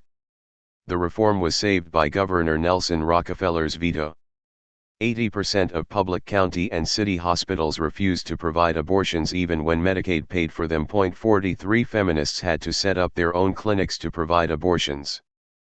But the resistance women faced at every step is hidden history, leading many to credit a general resurgence of religiosity and organizing masterstrokes for creating the anti-abortion right. 44. Lucinda Sisler suggested that it was dangerous for the movement to relax. A strategy often heard from those who don't mind if some women are denied abortions as long as most women can get them, is to leave well enough alone, she wrote right after Roe. To abandon the political field is to leave it to the fervent, well-funded anti-abortion forces. 45. The money barrier. Federal backlash against the Roe decision came in the form of the Hyde Amendment, which banned federal Medicaid funding for abortion. From 1973 until 1976, before Hyde went into effect, the federal government was paying for about a third of the abortions in the country, 300,000 a year. In 1995, this number was 300.46. The Hyde Amendment was a bipartisan effort. It was authored by Illinois Republican Henry Hyde, but President Gerald Ford was unwilling to sign it, and it became an issue in the 1976 presidential election, with Democratic candidate Jimmy Carter staking out a position in favor. President Carter signed the measure in 1977, saying, "Well, as you know, there are many things in life that are not fair, that wealthy people can afford and poor people can't. But I don't believe that the federal government should take action to try to make these opportunities exactly equal, particularly when there is a moral factor involved." 47. The first woman known to have died because of the Hyde Amendment is Rosie Jimenez of McAllen, Texas, who died from an illegal abortion in 1977, leaving behind her a 5-year-old daughter and an uncashed scholarship check. 48. Jimenez had gotten an abortion previously through Medicaid, but when she became pregnant again, Medicaid no longer paid. At the same time, Congress was developing a gag rule that would prevent school sex education from mentioning abortion. The Adolescent Family Life Act, passed in 1981, provided literature that portrayed women as the mothers of the race, procreation as women's highest and sacred duty, and abortion as murder, according to historians N.E.H. Hull and Peter Charles Hoffer. 49. It also required that adoption be promoted in place of abortion. In 1988 and 1991, the Supreme Court said this was not a violation of free speech or the separation of church and state. 50. Parental involvement laws. The next big rollback was parental involvement laws for people under 18. They came in 2 flavors: parental notification, usually required 48 hours before the procedure, and parental consent. Either way can be mortifying. Often the daughter is not so much worried about being beaten or kicked out of the house, though that can be a worry, but being a disappointment or burden to her parents. Writer Rebecca Lavoie explains that getting an abortion when she became pregnant at 15 felt very much just like a pragmatic choice, both to keep my sex life private from my parents and from the rest of the world, and also to not become a parent, to have a sophomore year that was not marked by being the pregnant girl at my high school. It wasn't even for a minute an option for me to not have an abortion. 51. The first person known to have died because of a parental consent law was Becky Bell, who died in 1988. She had just turned 17. She was turned away from a clinic because of Indiana's parental consent law and either found an illegal abortionist or did something herself that caused a deadly infection. Her death led her parents to become activists against parental involvement laws. When states first passed these laws in the 1970s, the courts threw them out because there were no exceptions. So anti-abortion legislators provided that a teenager could instead ask a judge for permission. Now minors who feel they cannot tell their parents must walk into a courthouse and ask adult strangers for permission to have an abortion. And some judges say no, requiring an appeal. In some places, feminist lawyers volunteer to help teens navigate these obstacles. While the hearings are supposed to be confidential, some teenagers may suspect these adults will talk to each other. Belle had the option to go before a judge but thought her parents would find out. 52 She was right to be skeptical. In rural areas, there may only be one judge and they hear everything and they know everyone, notes a lawyer who helps women through the process. They may know you or your parents. 53. In larger towns, a family court judge is assigned the cases. The young woman, her lawyer, if she has one, and the judge meet in a closed hearing in which she is required to describe her situation. A typical case involved a 17-year-old in Florida who was not at all able to discuss her situation with her parents. She said that if they found out that she wanted an abortion, they would kick her out of the house, withhold financial support for college, and just cut ties altogether. 54. Sometimes the courts make young women face mind-boggling catch-22s. One judge denied the abortion, arguing that since the young woman was willing to lie to her parents about getting an abortion, she could be lying to him. But, as the appeals court pointed out, the state has created a mechanism by which minors can deceive their parents in order to receive an abortion. The fact that the minor has availed herself of this mechanism of deception is no reason for denying the waiver. 55. Another judge argued that since the minor testified that she wasn't ready to have and care for a baby, this was evidence that she wasn't mature enough to get an abortion. 56. Once a young woman gets the waiver for an abortion, of course, she must still come up with the money to pay for it, get out of school, arrange travel to a clinic, and come up with a plausible cover story. The young men involved are never subjected to this kind of scrutiny, indignity, or bureaucracy. The crazy irony of these consent laws is that you do not need a parent's permission to carry the pregnancy to term and have a child, which is the only other possible outcome, barring spontaneous miscarriage. Carrying a pregnancy to term, going into labor, and giving birth is much more physically dangerous and disruptive, not to mention expensive, than having an abortion. Feminists argue that if someone is old enough to get pregnant, she's old enough to know she doesn't want to be. These decisions about sex, birth control, abortion, and birth must be hers to make freely. Time limits. Anti-abortion forces have been trying to limit abortions to earlier and earlier stages of pregnancy, with laws in 17 states restricting them to 20 weeks, and several even passing a limit of 6 weeks, that is, before most women even know they're pregnant. While courts have blocked some laws, others force women who need second trimester abortions to travel to a state where it is still legal. The regulations work together. The more stringent the time limits, the easier it is to delay women through other regulations and obstacles until they can't get an abortion. Fake clinics, crisis pregnancy centers, use deception to push women past the time limit. A doctor who does abortions in Texas recalled one patient's experience. "You do abortions here, right? You promise?" a patient asked me as I began her state-mandated counseling and ultrasound. She was understandably skeptical and afraid of being misled, after mistakenly visiting 2 crisis pregnancy centers, including one that intentionally masqueraded as an abortion clinic to create delays in getting the care she was seeking. "They told me I was too early for an abortion. To come back and see them in 2 weeks. And then, when I went back, they said, 'Oh, the doctor is not here today, you'll have to come back next week.' After that happened multiple times, she realized they were lying to her, and she came to see us. When I looked her in the eyes and assured her, 'We do abortions here, and we respect your right to choose what happens with this pregnancy,' she erupted into tears of relief. 57.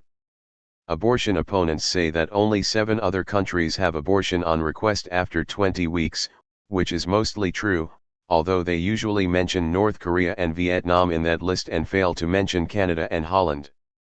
In the United States, 1.3% of abortions occur after 20 weeks, and those women have very good reasons they waited past the 5th month of pregnancy to get an abortion.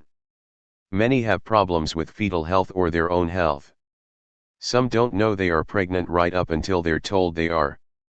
Some are in denial, having been traumatized by assault or terrorized by religious dogma. And some are prevented from getting an abortion earlier on by the ridiculous obstacles and costs imposed by the same anti-abortion forces that decry abortions later in pregnancy as inhumane. According to a Planned Parenthood survey, more than a third of women having abortions in the 2nd trimester said they delayed because they needed time to raise the money. 58. More and more often, I see women in their 2nd trimester because circumstance, and the constraining effects of new legislation, have forced them to delay, abortion. Dr. Willie Parker noted in 2017. He described how the laws snare women in Mississippi, where the legislature imposed a time limit of 16 weeks. In the Jackson Clinic, he saw a young woman in her 20s, with a couple of kids, who thought she was 9 weeks pregnant but turned out to be 13 weeks along. This put her in a different price category. Mississippi has a 24-hour waiting period, so if she could have scraped together the additional money, she would have come back the next day. But she did not. The next time I saw her was 3 weeks later. This time, when we did her sonogram, we calculated that the gestational age of the fetus she was carrying was at 16 weeks plus 1 day. I had to tell her that, because she was over the line, I could not perform her abortion. She exceeded the ban by 1 day because she was poor. Parker had to refer her to a clinic 3 hours away in Tuscaloosa, Alabama. But she had no idea how she was going to raise the additional money at 16 weeks. An abortion can cost $1,500. If she lived in another place with less restrictive laws, Washington, D.C., for example, we could have seen her, done her counseling and performed her abortion all on the very same day. 59. Abortions after 20 weeks. Lucinda Sisler predicted that viability when the fetus might be able to live outside the womb would advance to earlier and earlier ages as care for premature babies improved, and that it would become an argument for restricting abortions to earlier and earlier stages. This is exactly the argument we've heard from anti-abortion forces, with miracle babies surviving at 22 weeks. One such baby in Iowa, Micah Pickering, became the poster child for banning abortions after 20 weeks, with Republicans nicknaming their 20-week ban Micah's Law 60. However, despite medical advances, only 20 to 35% of babies born at 23 weeks survive, and they can experience serious difficulties with sight and hearing and are at risk for cerebral palsy. Births this early can occur due to the woman's health, including a very dangerous condition called preeclampsia, in which the only way to save her life is to deliver the baby right away. In an emergency like this, it's a wonderful advance that both mother and baby have a chance to survive. But for women who don't want to continue their pregnancy for another 4 months and bear a child, it's not relevant whether a wanted child of the same gestational age might survive an emergency delivery situation with extreme medical intervention and a lot of loving care. The basic question is, should the law force someone to complete a pregnancy and give birth against her will? Late pregnancy is burdensome, exhausting, and uncomfortable. And labor, even for wanted births, can be difficult, painful, and dangerous. To force someone to go through this experience against her will would be classed as torture were it not enshrouded in pro-natal sentiment and views of the natural role of women. Anti-abortion legislatures lean heavily on opinion polls, which generally show that more people oppose legal abortions after 20 weeks than support them. However, when surveys offer common scenarios for having an abortion after 20 weeks, the numbers change, as in a poll commissioned by Planned Parenthood in 2013. 66% of all voters say abortions should be legal after 20 weeks if a woman's doctor determines that the woman would suffer serious, long-lasting health problems if she carried the pregnancy to term. 61% of all voters say abortions should be legal after 20 weeks if a woman's doctor determines that the fetus is not yet viable and the woman and her family determine that her health and personal circumstances are such that she should not continue her pregnancy. 61. If the poll had asked, "Do you think someone should be forced to carry and bear a baby against her will once she is 20 weeks pregnant?" you might get a different set of numbers still. Democrats have been wobbly on abortions past 20 weeks. In May 2015, Senator Hillary Clinton said that she could support the 20-week abortion ban in the Senate if provision were made for the health of the mother, though she noted that the Senate Republicans showed no signs of budging on that question. 62 So Clinton was saying that a woman should be forced by law to bear a baby once she's 20 weeks pregnant, unless a doctor can prove her health would be jeopardized. Meanwhile, in Canada, there is no legal time limit for abortions. It may surprise abortion opponents to learn that this hasn't resulted in a rush of fickle women getting third-trimester abortions. In fact, because abortions are generally free through the country's national health system, there is no reason for women who want abortions to wait to get them. But the main thing we can learn from Canada is that it is possible to take abortion, miscarriage, and other pregnancy outcomes out of the criminal law altogether. 63. Misnamed fetal pain bills, heartbeat bills, and partial birth abortion bans, while they do curtail specific procedures and make some women's lives hell, primarily serve as propaganda to focus everyone's attention on embryos and fetuses and direct it away from the women of whose bodies they are a part. These laws are designed to soften up the opposition and set us up for the real goal: banning all abortion. Early abortions. Just as anti-abortion forces have attacked later abortions, they're also attacking the very earliest ones so early they precede the medical definition of pregnancy. As in the days of lunar pills to unblock menstrual periods, the definition of abortion is again in dispute. Anti-abortion forces claim that the morning after pill and the IUD can induce abortions. The Supreme Court agreed in Burwell v.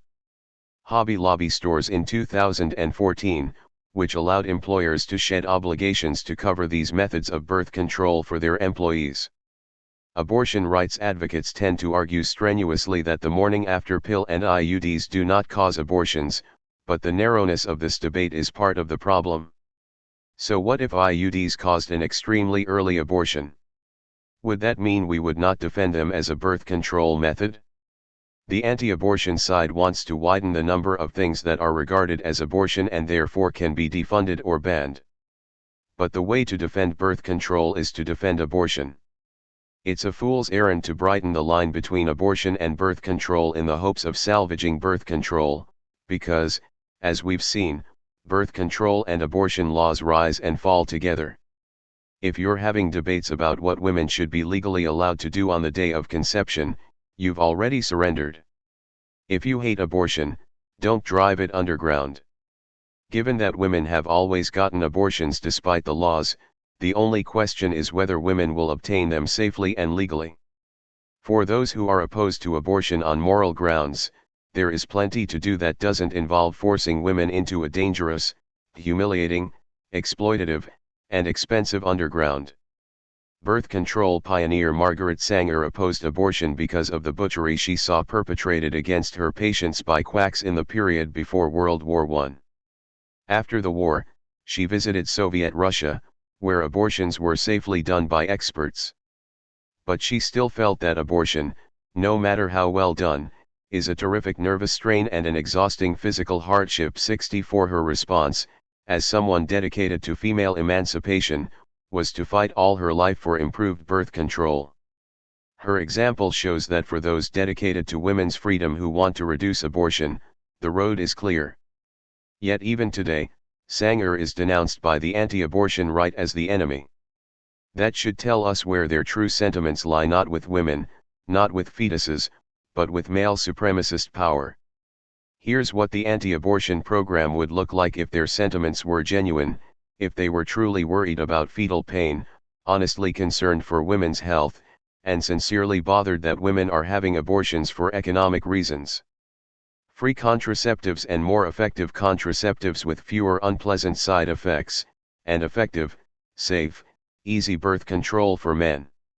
Sex education that encourages the use of contraceptives, presents clear pros and cons, and makes condoms an expectation for men, along with birth control available in high schools. Free and easily available morning-after pills. Easy and free access to early abortions, including pill abortions, which you can do as soon as you know you're pregnant, elimination of all waiting periods. Universal health care, child care, and paid parental leave. This recipe for fewer abortions looks a lot like what feminists want. The fact that anti-abortion forces oppose these things is why some feminists believe the anti-abortion agenda is really about oppressing women in order to exploit their reproductive labor. Why is abortion under attack now? For decades we've been told that abortion is merely a wedge issue used by Republicans to split working-class Catholics from the Democratic Party, and to excite a Protestant evangelical base. The main goal of anti-abortion politics, we've been instructed by such writers as Thomas Frank, is not to curtail abortion. Rather it is to appeal to conservative voters who will elect politicians whose real interests lie with the 1%. 65 Starting in the 1970s, Republicans have offered support for working-class anti-abortion views in exchange for working-class support for pro-business positions, explained feminist law professor Joan C. Williams recently. 66. According to this view, politicians and the 1% really don't care one way or the other about abortion, they're just using the issue to get votes. This view is so common that if you ask a group of US feminists today why abortion is under attack, someone will explain that it is a political ploy to gain the votes of conservative values voters. In other words, the pressure comes from a grassroots movement against abortion, and the anti-abortion policies come from politicians playing to that base. This would mean that the main obstacle to our rights is a large, dedicated movement of religious conservatives, perhaps 30 or even 40% of the country. By contrast, if you had asked a group of feminists the same question in the 1960s, their answers would all revolve around the agenda of the power structure, the male establishment, and the Catholic Church. Kathy Sarah Child, writing in 1971 about the reform of abortion laws, said the policy of the men at the top is still to push motherhood. The laws of this country still force the masses of women to have children. 67 T.I. Grace Atkinson of the Feminists said in 1971 that greater population was desired in the event of ground wars, and control of women is essential for population control and manipulation. 68. But some feminists thought the establishment wanted women to have fewer children. The cause of the confusion is that from the 1950s to the 1970s, a significant bipartisan portion of the establishment was supportive of birth control and even abortion, both here and abroad, to stem what they saw as an overpopulation crisis. Population controllers ascendant. The post-World War II baby boom in the United States lasted longer than any previously, and the resulting population increase led to panicked predictions about overcrowded cities and restless underclasses, both in the United States and abroad. Hysterical books predicted starvation in the Third World and crime in the United States. There was much hand-wringing in parts of the establishment, among Democrats and Republicans. The population problem does not have easy answers. As a member of the U.S. House of Representatives in the late 1960s, I remember very well how disturbed and perplexed my colleagues and I were by this issue. Famine in India, unwanted babies in the United States, poverty that seemed to form an unbreakable chain for millions of people. How should we tackle these problems? I was impressed by the sensible approach of Alan Guttmacher, the obstetrician who served as president of Planned Parenthood. It was ridiculous, he told the committee, to blame mothers on welfare for having too many children when the clinics and hospitals they used were absolutely prohibited from saying a word about birth control. So we took the lead in Congress in providing money and urging, in fact, even requiring that in the United States family planning services be available for every woman, not just the private patient with her own gynecologist. That was Republican George H.W. Bush writing in 1973 when he was UN ambassador. He noted that support for population control was remarkably bipartisan, and said that there was broad support for a national population policy. 69 When the Roe v. Wade decision came down, Bush supported it. 7 years later, he would run with Ronald Reagan on an anti-abortion platform. It wasn't just his personal ambition that caused his shift. By the mid-1970s, it had become clear that women in the United States were no longer having as many children. As the birth rate dropped, elite opinion shifted. As in the 1860s, the birth rate decline accompanied women doing other things, going to college in record numbers, entering previously all-male occupations, and demanding equal pay and equal rights. The Republican Party lurched to the right on abortion and birth control, exiling its abortion supporters in its 1976 and 1980 conventions. The rapid shift took feminists by surprise. Judith Brown, co-author of one of the 1968 papers that helped launch the women's liberation movement, wrote later, in the mid-70s, "The backlash against abortion baffled me. Before we won the abortion victory, the conservatives and men had focused on how we had too many children, were having sex just for fun, were overpopulating the world." 70. To some extent, the feminist movement has not emerged from that confusion. Many still suspect that the power structure secretly wants to reduce birth rates, especially among low-waged and unemployed women, and women of color. This impression is understandable. First, there are the outbursts of racist population control mentioned earlier. Also, when we do have children, we are expected to pay for their care entirely out of our wages, including child care and health care. Increasingly this has been impossible, and the blame has fallen on parents. The US system increasingly relies on reproductive coercion, but this isn't the only possible response to lower birth rates. In Europe, politicians openly discuss declining birth rates and respond with programs that make it easier to combine work and family, providing substantial paid parental leave, 480 days in the case of Sweden, subsidized child care, child allowances, monthly payments to parents, shortened work hours, and other blandishments parents in the United States can only dream of, along with national health systems that take the worry out of obtaining health care. 71. In contrast, in the United States the rich are on a tax strike and private health insurance companies have a profitable stranglehold on our medical system. Employers don't even want us to take unpaid parental leave, never mind the 6 months or more of paid leave that are provided in over 50 countries. On top of this, our work hours are longer than in Europe. We work 10 weeks a year more than German workers and longer even than in Japan, where there's a word, karoshi, for death from overwork. It's hardly surprising that under these circumstances, even with limited access to birth control and abortion, we are having fewer children than ever. The birth rate in the United States is now 1.76, considerably below the 2.1 children per woman required to replace the current population. People say they're not having kids because it's insanely expensive, explains a report on a 2018 survey that shows that the decision to start a family has been weighed down by child care costs, lack of affordable housing, and overwork. 72. But rather than encourage childbearing with incentives, as they have in Europe, in the United States we have a regime of coercion. Abortion and birth control are expensive and set about with restrictions, resulting in a higher unintended birth rate than in comparable countries. New population crisis. House Speaker Paul Ryan made headlines for saying, "We need to have higher birth rates in this country," as he prepared to attack Social Security in December 2017.73, but he was just saying what establishment think tanks and policy analysts have been saying for decades.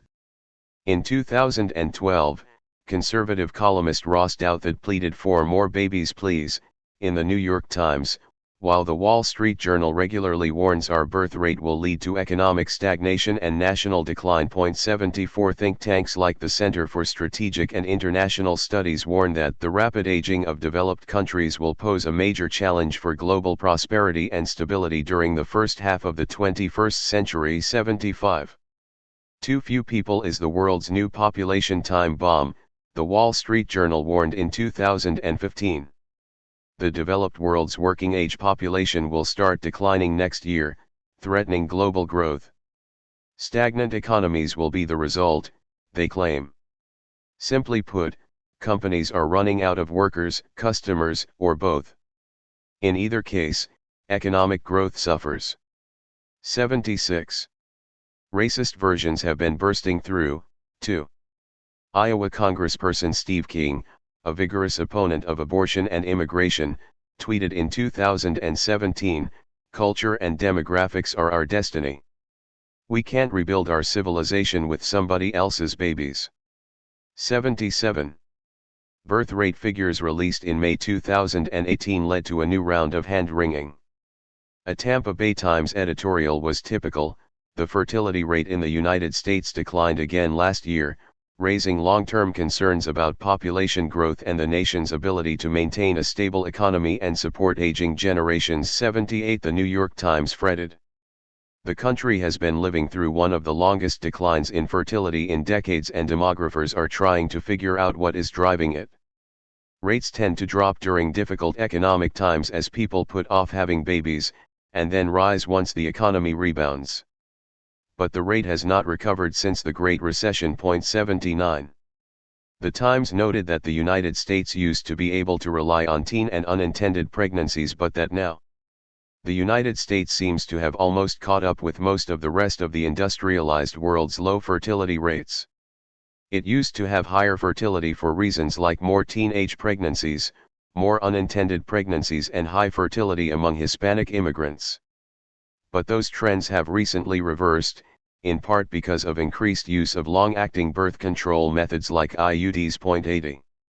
From the standpoint of the 99%, lower birth rates are a phony crisis, but from the standpoint of the establishment, the problem is real.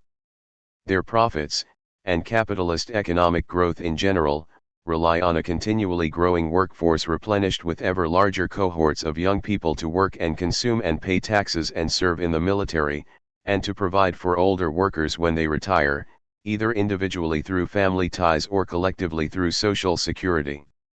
Immigration has compensated somewhat as U.S. birth rates have slumped below replacement. But immigration carries its own political liabilities for the employing class, which cannot entirely be overcome by marginalizing and terrorizing immigrant communities to prevent them from acting politically. This may explain why, while other cultural issues such as same-sex marriage and marijuana legalization have been making progress, we have gone backward significantly on abortion. This is because abortion is being misclassified as a cultural issue. In fact, the production of children and who will pay for it is a key economic battlefront.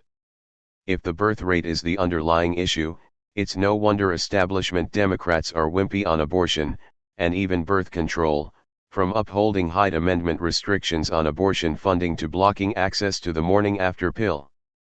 Establishment Democrats have the same views as the rest of the establishment on encouraging a higher birth rate without additional public or corporate expenditure. 3 headlines confronted readers in the summer of 2018. U.S. birth rate hits another record low. People say they're not having kids because it's insanely expensive. Anthony Kennedy's Supreme Court retirement threatens abortion rights. 81. Going by Thomas Franks or Joan C. Williams's theory of anti-abortion politics, these 3 phenomena would seem to be unconnected. But looking at the demographic roots of Comstock and the reasons abortion was outlawed in the first place, that history seems to be echoing today. This may explain why we're experiencing such vigorous attacks on abortion and birth control now. In 1973, the ruling class was split on the question. Now they really want more births. And it would indicate why the tools and rhetoric we're responding with, like privacy and choice, are inadequate to the task. 3. Ideas and analysis. Procreative choice is for women an equivalent of the demand for the legally limited working day, which Marx saw as the great watershed for factory workers in the 19th century. The struggles for that modest Magna Carta, as Marx calls it, did not end capitalism, but they changed the relation of the workers to their own lives. Adrienne Rich, of Woman Born. From Offense to Defense. 20 years after their 1969 abortion Speak Out, Red Stockings gathered in the same Greenwich Village church to commemorate the anniversary and analyze what had happened since. It was a moment, much like today, when the Roe v. Wade abortion decision seemed to be hanging by a thread, one justice away from injustice. Medicaid coverage of abortion had been banned federally, and already many states required minors to tell their parents if they wanted an abortion. All indications were that the Supreme Court would allow states to restrict abortion substantially, and possibly overturn Roe entirely. Some feminist organizers even discussed cranking up underground abortion services as in the days before Roe. Carol Giardina and Marlene Dixon note the defensiveness and defeatism they encountered in early 1989.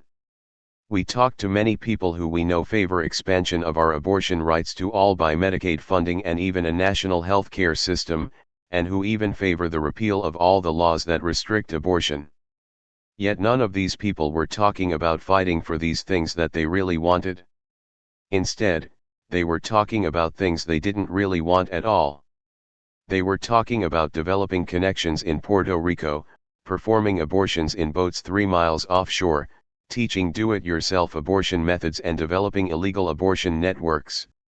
Why are activists who really want much more than we got under the Roe v. Wade ruling now talking about how to get less? 1. Meanwhile, the media were covering the massive blockades and invasions of abortion clinics by Operation Rescue as if it were the second coming of the civil rights movement. The anti-abortion right was downplaying its male supremacy and appeals to old-time religion, instead pitching itself as a movement for the human rights of the unborn. Some on the right were pushing for an amendment to the U.S. Constitution declaring that human life begins at conception. Since the Equal Rights Amendment guaranteeing women's legal equality had been stonewalled in the states, this prospect put women in a race against zygotes for constitutional recognition. 30 years before, the press had bayed for the prosecution of doctors who performed abortions, portraying them as butchers and scum. Now the media acted as if anti-abortion politics were a fresh new claim on the conscience of the nation. Actual civil rights movement leaders including Julian Bond, Dorothy Height, Jesse Jackson, and James Farmer objected to the comparison, signing a public letter stating, "Women seeking an abortion, their constitutional right, have to run a gauntlet of people screaming murderer and baby killer." Perhaps it is more accurate to compare Operation Rescue demonstrators to the segregationists who fought desperately to block Black Americans from access to their rights. Point 2. In the face of the rhetorical and physical onslaught by anti-abortion forces, mainstream abortion rights groups were avoiding the word abortion, replacing it with choice. Choice and pro-choice were not women's liberation movement slogans. The term choice was introduced around 1971 by the abortion campaign arm of the Socialist Workers' Party, the Women's National Abortion Action Coalition. Many women's liberationists thought it was a terrible substitute for using the word abortion. Sisler later called it that atrocious, emetic choice euphemism. 3. The pro-choice strategy also specifically disassociated abortion from feminism. Nina Baer describes her experience working for a state affiliate of NARAL, or the National Abortion Rights Action League, in the 1980s, where she was told it was all right that she was a feminist but not to wear her politics on her sleeve. NARAL was a single-issue organization. I would be working with a lot of conservative, and, not coincidentally, well-heeled, supporters who didn't believe in a broader agenda for women's liberation. On the job I discussed abortion not as a women's issue but as a civil liberties issue. I never talked about the related issues of reproductive and sexual control. I focused on the hard cases of rape, incest, and fetal deformity. Baer had had an abortion, and thought that for women who chose it, abortion was a blessing, but I described it as a necessary evil. And I always assured everyone that abortion was a difficult decision for women. In short, I did not tell the truth about my own beliefs or my own experience. 4. And yet women were very ready to mobilize for abortion. 2 months after the 1989 Speak Out, over 500,000 converged on Washington to tell the Supreme Court what they thought about the possibility that it would roll back abortion rights when it heard the Webster v. Reproductive Health Services case. The march may have given the court pause, as it weakened Roe but did not reverse it. Reds Talkings take stock. The testifiers at the first Reds Talkings Speak Out were mostly anonymous because the actions they described were illegal. 20 years on, the testifiers' names were printed in the program. But some observed that it seemed harder to testify about an abortion in 1989 than when it was illegal because the movement had ebbed. 20 years ago I wasn't scared at all, I knew I was part of a movement that was backing me up, said Rosalind Baxendale, an original testifier who talked about a sleazy back alley abortionist who kept counting the $1,000 she had paid him. I feel very different now, and we really need to revive a movement. Some women who were invited to testify in 1989 said they couldn't because they were afraid family would find out. Others cited fear of retaliation in their jobs. This illustrates an important point about speaking out that we would do well to absorb today. It was the strength of the movement, the organized power of sisterhood, that made speaking out possible for so many. The explosion of hearing disruptions and abortion speak-outs that spread around the country starting in 1969 sprung from feminist consciousness-raising and action groups. This is why it is not enough to call on women to testify about their abortions. We must organize to stick together and support each other, to blunt the attacks and isolation that may result from telling the truth. The testifiers at the 1989 Speak Out talked about the wonderful, liberating effect that legal abortion had on their lives, and in particular on their sex lives. Joyce Beatrice Chediak described the anxiety that every sexually active woman felt at that time. This month, every month, am I pregnant? Just a constant level of anxiety that you always had with you. It was just terrible headaches about sex, Reds Talking Colette Price testified. We prayed a lot. We hoped we didn't get pregnant. Fear of pregnancy was really a chief preoccupation for many years. Finally I got married. So I didn't have migraines about sex anymore, and so there I was married. I said to my husband, so I guess we're going to have a kid, right? He said, well, I don't want to have a kid. There was this objective having a kid that wasn't ours, it had nothing to do with me.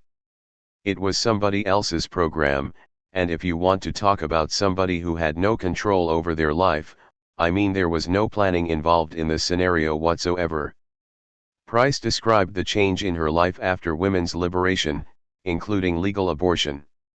So here we are, 20 years later. Sex is fine. I don't have to marry anybody. I don't have to have a baby. I don't have to pretend I don't like it. It's just sex. That's a change of consciousness which I consider comes from the women's liberation movement, and a change in attitude and the way you see things and talk about them. And it's a change that comes about by people speaking out. Kathy Sarachild testified that the wonderful positive things about abortion had gotten lost in the discussion. When abortion was legalized, the wonderful impact it has had on me, for the first time I was no longer afraid of getting pregnant because there was abortion as a backup. From my one experience with abortion, it's perfectly obvious that abortion is not a great form of birth control, but the fact that it was always there as a backup, the whole sexual area of my life changed and everything improved in that area, became a real pleasure. I feel like writing a letter to the Pope. I'm not Catholic, because a good sexual relationship is important and that could be a real boon for people. 5. Changing minds.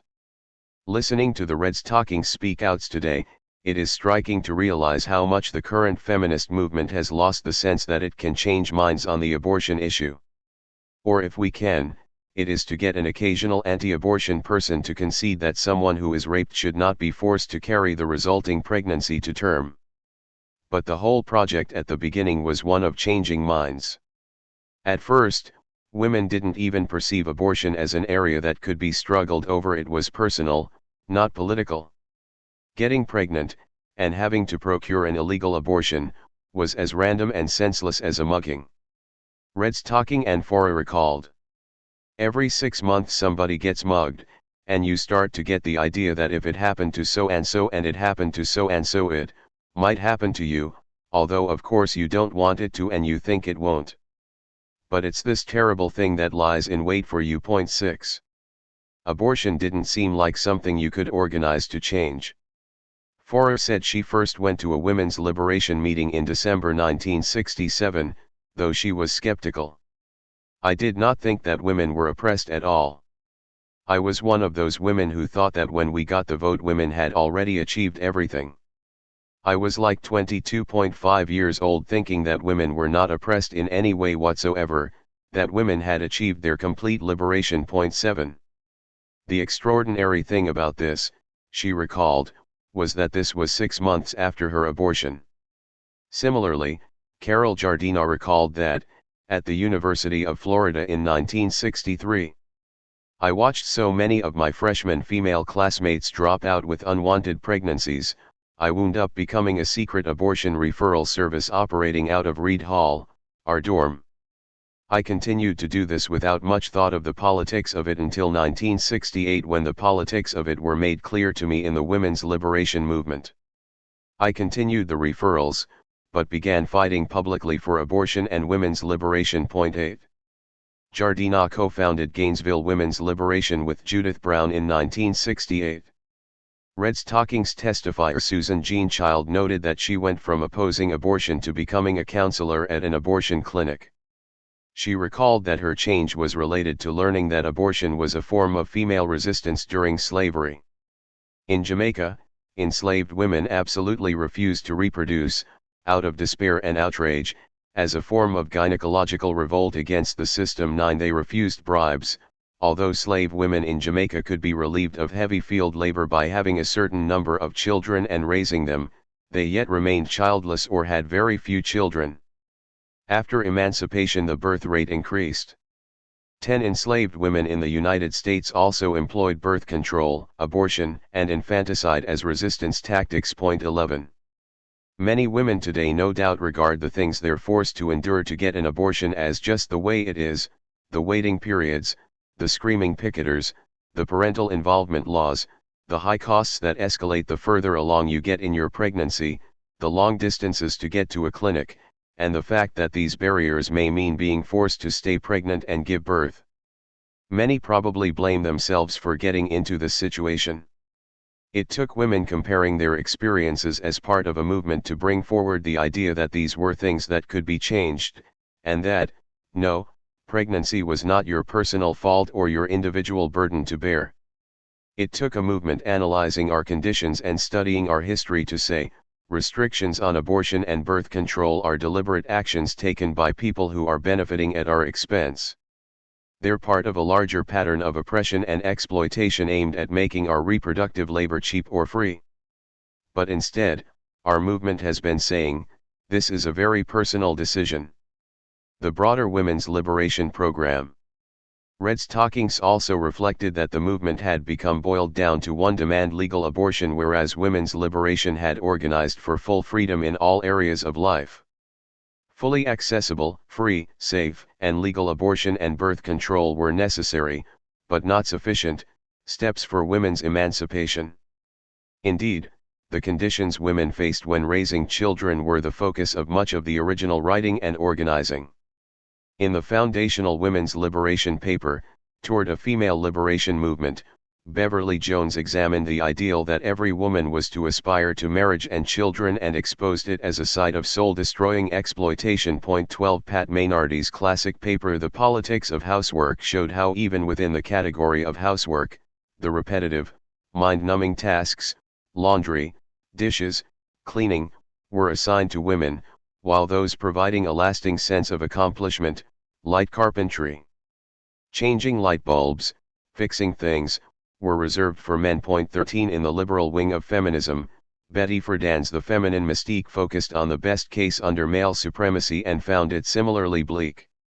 Sharing housework fairly, and making childcare a collective rather than individual responsibility, were key demands of the women's liberation movement. Here is the wording of a 7-point program produced for International Women's Day in March 1970. Women's liberation demands: 1. An end to the oppression of women of color. 2. An end to the oppression of lesbians, spinsters, unwed mothers, and divorcees. 3. 24-hour company and state-supported child care. 4. Lifelong health care supported by corporate taxes. 5. The reduction of housework through the use of science. If they can send a man to the moon, they can lighten our burden at home. Remaining housework should be shared equally by men and women. 6. Control of our own bodies, true knowledge about our bodies. Training for women in self-defense, free and safe abortions on demand, and an end to forced sterilization, the genocide of black and brown people, and safe birth control for men as well as women. 7. An end to job slavery, equal and full employment, 30-hour work week, and worker control of profits. 14. Many things have improved. The terms that defined women by their lack of a relationship to a man sounded quaint by the 1980s, never mind now. Men are doing more housework and child care than they did. Beauty standards and dress codes, a big movement target not mentioned on the flyer, have relaxed somewhat. And abortions and birth control are much more available than they were. But on the points where employers and the rich would have to yield up money and power, we are still completely stuck. In particular, things that would have made it easier for parents to have and raise a child, like health care and child care, have lost out. Far from winning shorter work hours, our time has been further squeezed. 2 parents are now working to support a family where it used to possible with only one, at least for the unionized portion of the working class. That's an extra 40 hours a week of work extracted from every family. Red's Talking's testifiers noted the unevenness of the gains. Baxendale, who described her expensive, painful abortion in the 1960s, said that her second abortion in the 1980s, when it was legal and covered by her health insurance, was in a way more difficult. The second time it was much harder to have the abortion, because I was older, and it would have been the last opportunity to maybe to have another child.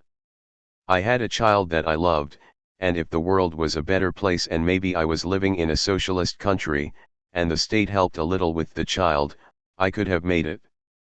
Being a single mother with one child was just about keeping my nose above the ground, and I felt I could survive. But 2, under those circumstances, without a movement, without the state support, I know I couldn't have done it. Making the radicals invisible. While the U.S. Supreme Court is itself an undemocratic body composed of lifetime presidential appointees, it is perched atop a heaving social structure.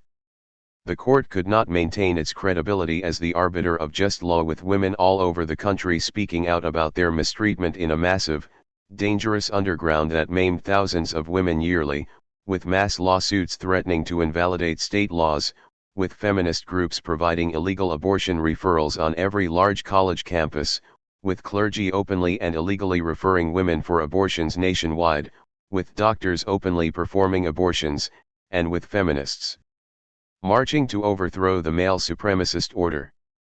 In 1973, the court legalized most abortions to maintain its own legitimacy.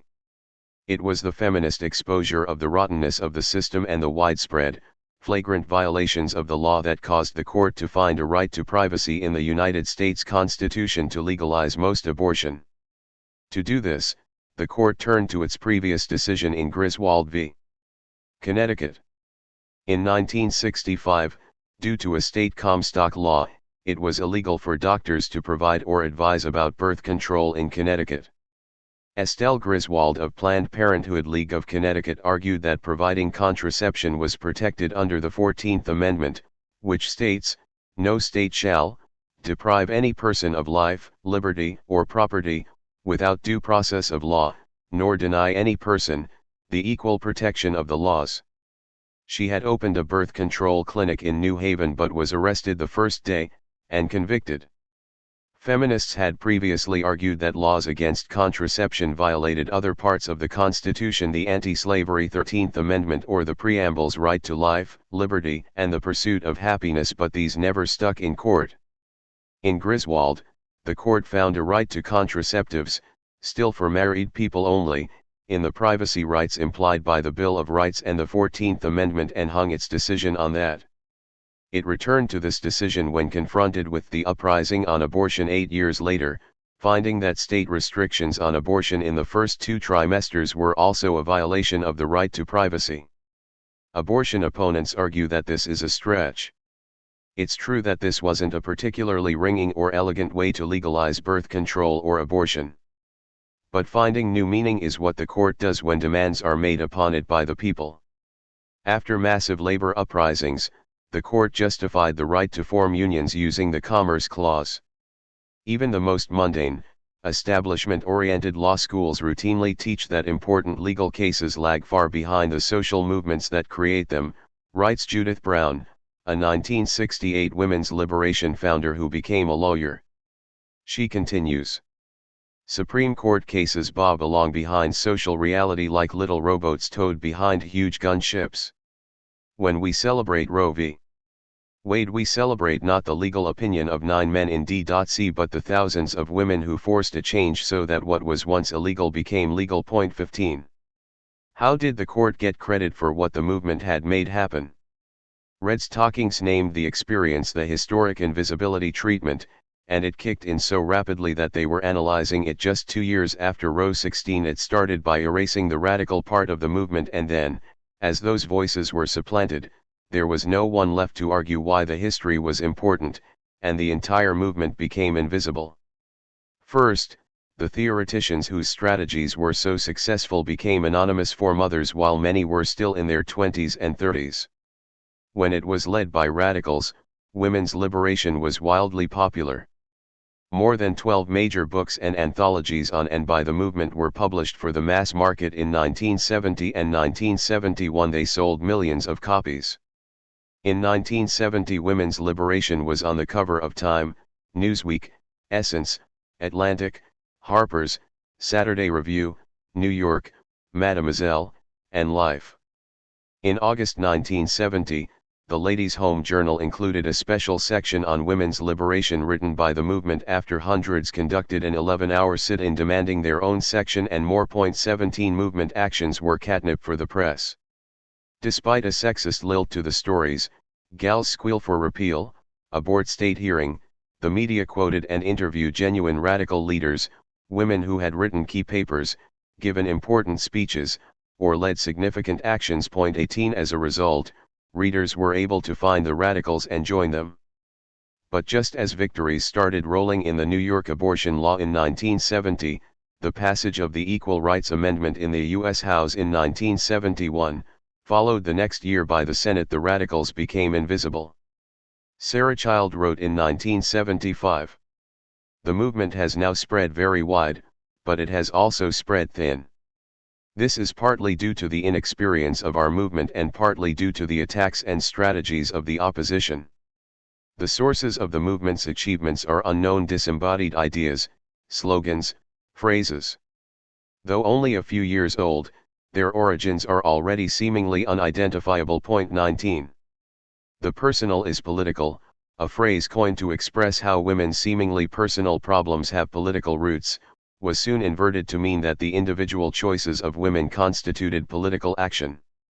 The paper by that name, written by Carol Hanisch in 1969, was never cited. 20 Consciousness Raising, which New York radical women had proposed in writing as the program of the movement at the first Women's Liberation National Conference in 1968, was later described as a spontaneous outpouring with no planning or thought involved. Manuals for consciousness raising were issued with no reference to the original program or writings. Thus unmoored, they watered down the concept, reworking it into sharing with no political analysis. 21. One of the tools for supplanting the radicals was Ms. Magazine. In 1969, by her own report, Gloria Steinem had been enlightened by the radical feminists of Red's Talkings at their Abortion Speak Out. But she didn't follow the women who led her to this insight, and instead tried to replace them, branding herself as the radical feminist when Ms. launched as part of New York Magazine in December of 1971 with substantial establishment financial backing. Ellen Willis, a Red's Talkings founder and pop music critic for The New Yorker, resigned after 2 years at Ms., calling its editorial policy conservative, anti-left feminism. She wrote, "No attempt has ever been made to recruit and hire experienced feminist writers, theorists, organizers." 22 Still, by 1974 Steinem declared in the New York Times, I think of Us Ms. magazine as a kind of connective tissue for women all across the country who felt isolated until we came along and let them know they were not alone. 23. Sisterhood is powerful, a phrase coined by Kathy Sarachild in January 1968 to express the idea that for women as for workers in union there is strength, became diluted to a call for sisterliness. It was later used as a bludgeon against women who wanted to fiercely argue out the ideas of the movement. 24 Willis noted that Ms. S politics include a mushy, sentimental idea of sisterhood designed to obscure political conflicts between women. Anything a woman says or does in the name of feminism is okay, it is unsisterly to criticize or judge. Disparities of power, economic privilege, and political allegiance are glossed over, basic economic issues are avoided. 25. The leading women's liberation strategist in the abortion fight was Lucinda, Cindy, Sisler. The burial of Sisler's work has been disastrous for the movement. Born in 1938 and trained as an architect at Yale at the time Yale's architecture school admitted one woman a year, Sisler left that more secure field to lead in the abortion struggle, in New York and nationally. As national co-coordinator of NOW's Committee on Reproduction and its control with Lana Clark Fellon, she connected NOW to the core of professionals active on the issue, and to the women's liberation movement. In 1969, she founded New Yorkers for Abortion Law Repeal. Sisler also created and continually revised a bibliography of writing on women, the first of its kind. 26. In her writings, Sisler foretold virtually all the traps and tricks that would be used against women in the abortion fight. In 1970, in Abortion Law Repeal, sort of a warning to women, she ticked off problems that have become serious weaknesses 50 years later. Explaining the difference between reform and repeal, she wrote, "Proposals for reform are based on the notion that abortions must be regulated, meted out to deserving women under an elaborate set of rules designed to provide safeguards against abuse. Repeal is based on the quaint idea of justice, that abortion is a woman's right and that no one can veto her decision and compel her to bear a child against her will." 27. On well-meaning professionals who are in the movement to help other women and don't see their own stake in the struggle, she wrote, "They have an overawed attitude toward politicians, doctors, lawyers, and traditional experts of all kinds. They tend to view the women's movement as rather eccentric troops they can call upon to help them with colorful things like unavoidable demonstrations, rather than as the grassroots force whose feminist philosophy should be leading them in the right direction." 28. On gestational limits on abortion, she wrote, "This kind of restriction says two things to women: a. At a certain stage, your body suddenly belongs to the state and it can force you to have a child, whatever your own reasons for wanting an abortion late in pregnancy. B. Because late abortion entails more risk to you than early abortion, the state must protect you." 29. Sisler analyzed the Roe decision in a way that seems clairvoyant today. She and co-author James Clapp predicted, correctly, that when states required medical doctors to perform the procedure, it would create choke points in the supply of providers. 30. This has become deadly truth, as anti-abortion terrorists have targeted doctors, over the years, murdering David Gunn, John Britton, Barnett Slepian, and George Tiller. Calvin Jackson, a New Orleans doctor, was stabbed 15 times but survived. 11 clinic workers have been killed, and dozens more wounded in attacks. There have also been 41 clinic bombings and innumerable arsons, shootings, chemical attacks, and death threats. 31. This has understandably deterred some doctors from performing abortions. The doctor requirement spread after Roe. In 1973, 31 states had no specific requirement that doctors perform the procedure. Now, only 4, Vermont, New Hampshire, Montana, and Oregon, allow certified nurse midwives, physician's assistants, and nurse practitioners to perform vacuum aspiration abortions.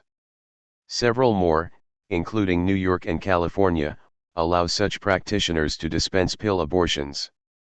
A 2013 study finds that surgical abortions are just as safe and effective with newly trained non-MD practitioners as they are with doctors. 32. The doctor requirement also leaves women without the legal right to do their own abortions, which is of growing relevance now that abortion pills are available on the gray market and thousands of women a year are giving themselves safe at-home abortions. We should revisit, study, and adapt the principles that the radicals used to organize millions of women to oppose all laws restricting abortion, making the movement respectable. Ignorance of the history of the earlier women's liberation abortion struggle is leading us to underestimate the utility of organized feminism, and to exaggerate the utility of lobbying, toning down, and being respectable. We weren't trying to figure out whether women or men were ready for this or that, Sarah Child recalls in her essay The Power of History. This was a fight for our own self-interest, as we said. This was going to be a fight for ourselves, for our own immediate lives as well as our dreams. When the women's liberation movement burst onto the scene, it showed that women, rather than being turned off by the demands, slogans, and organizing methods of the radicals, were attracted in explosive numbers. 33. Of course, these women faced the same chorus of naysayers we hear today, telling them to tone it down, downplay the feminism, and go for less in order to be practical. Sarah Child writes that the radicals faced opposition all the way, with constant advice from all sides that everything they were doing would have the opposite effect, that it would raise antagonism and bitterness, that it was unrealistic and would get nowhere, that it wasn't speaking to where women were at. 34. Today those naysayers control the movement in many places. Lobbying and litigation. Based on the wrong impression that abortion rights originated with the courts, the primary response to anti-abortion politics has been litigation. A smart legal strategy is part of any U.S. political effort. But it should be guided by the demands of the movement, not the other way around. For each of the thousands of legal strictures against abortion since 1973, abortion rights lawyers have argued that they violate rights that the Supreme Court enumerated in Roe. In some cases, state Supreme Courts have blocked anti-abortion laws based on privacy rights found in their state constitutions. 35 Often, the restrictions have wound up before the U.S. Supreme Court, which has been slowly walking back even the limited rights in Roe. This is predictable for those who understood how the law was won, not by wise justices suddenly seeing the light but by a mass liberation movement shaking the foundations of male supremacy. But because the movement has never been as strong as it was in the early 1970s, the results have become more and more dismal. The first problem is that a leaky, jerry-rigged decision, Roe, has become the holy grail, the limit of the possible, the freest we can be on abortion. In fact, the Roe decision fell considerably short of what the movement wanted. From this shaky beginning, things have been going steadily downhill. Here's a short history of the Supreme Court on abortion. Roe v. Wade, 1973. Government can't interfere with women getting abortions, except maybe after viability late in the second trimester, and even then a woman's health has to be protected. Doe v. Bolton, 1973. Governments can't use procedural barriers like state residency requirements or approval by doctors or committees to make abortion unreasonably difficult to obtain. Planned Parenthood v. Danforth, 1976. No, you don't have to get your husband's permission. Marr v. Roe, 1977, and Harris v. McRae, 1980. But the government can discourage abortion by denying funding. Thornburg v. ACOG, 1986, and Webster v. Reproductive Health Services, 1989. Okay, governments can put up some barriers, but can't place substantial obstacles in a woman's way, at least not before viability, toward the end of the second trimester. Planned Parenthood of Southeastern PA v. Casey, 1992. Okay, governments can require parental consent, anti-abortion scripts, and 24-hour waiting periods, and special paperwork for abortion clinics, as long as they don't constitute an undue burden. But any restriction must safeguard women's health. Stenberg v. Carhart, 2000. Governments can't ban a specific type of second trimester or later abortion, called DNX, which doctors say is the safest in some cases, so-called partial birth abortion. Gonzalez v. Carhart, 2007. Wait, actually, the federal government can ban DNX. And that thing about safeguarding women's health. If someone dies or is injured, they or their next of kin can sue.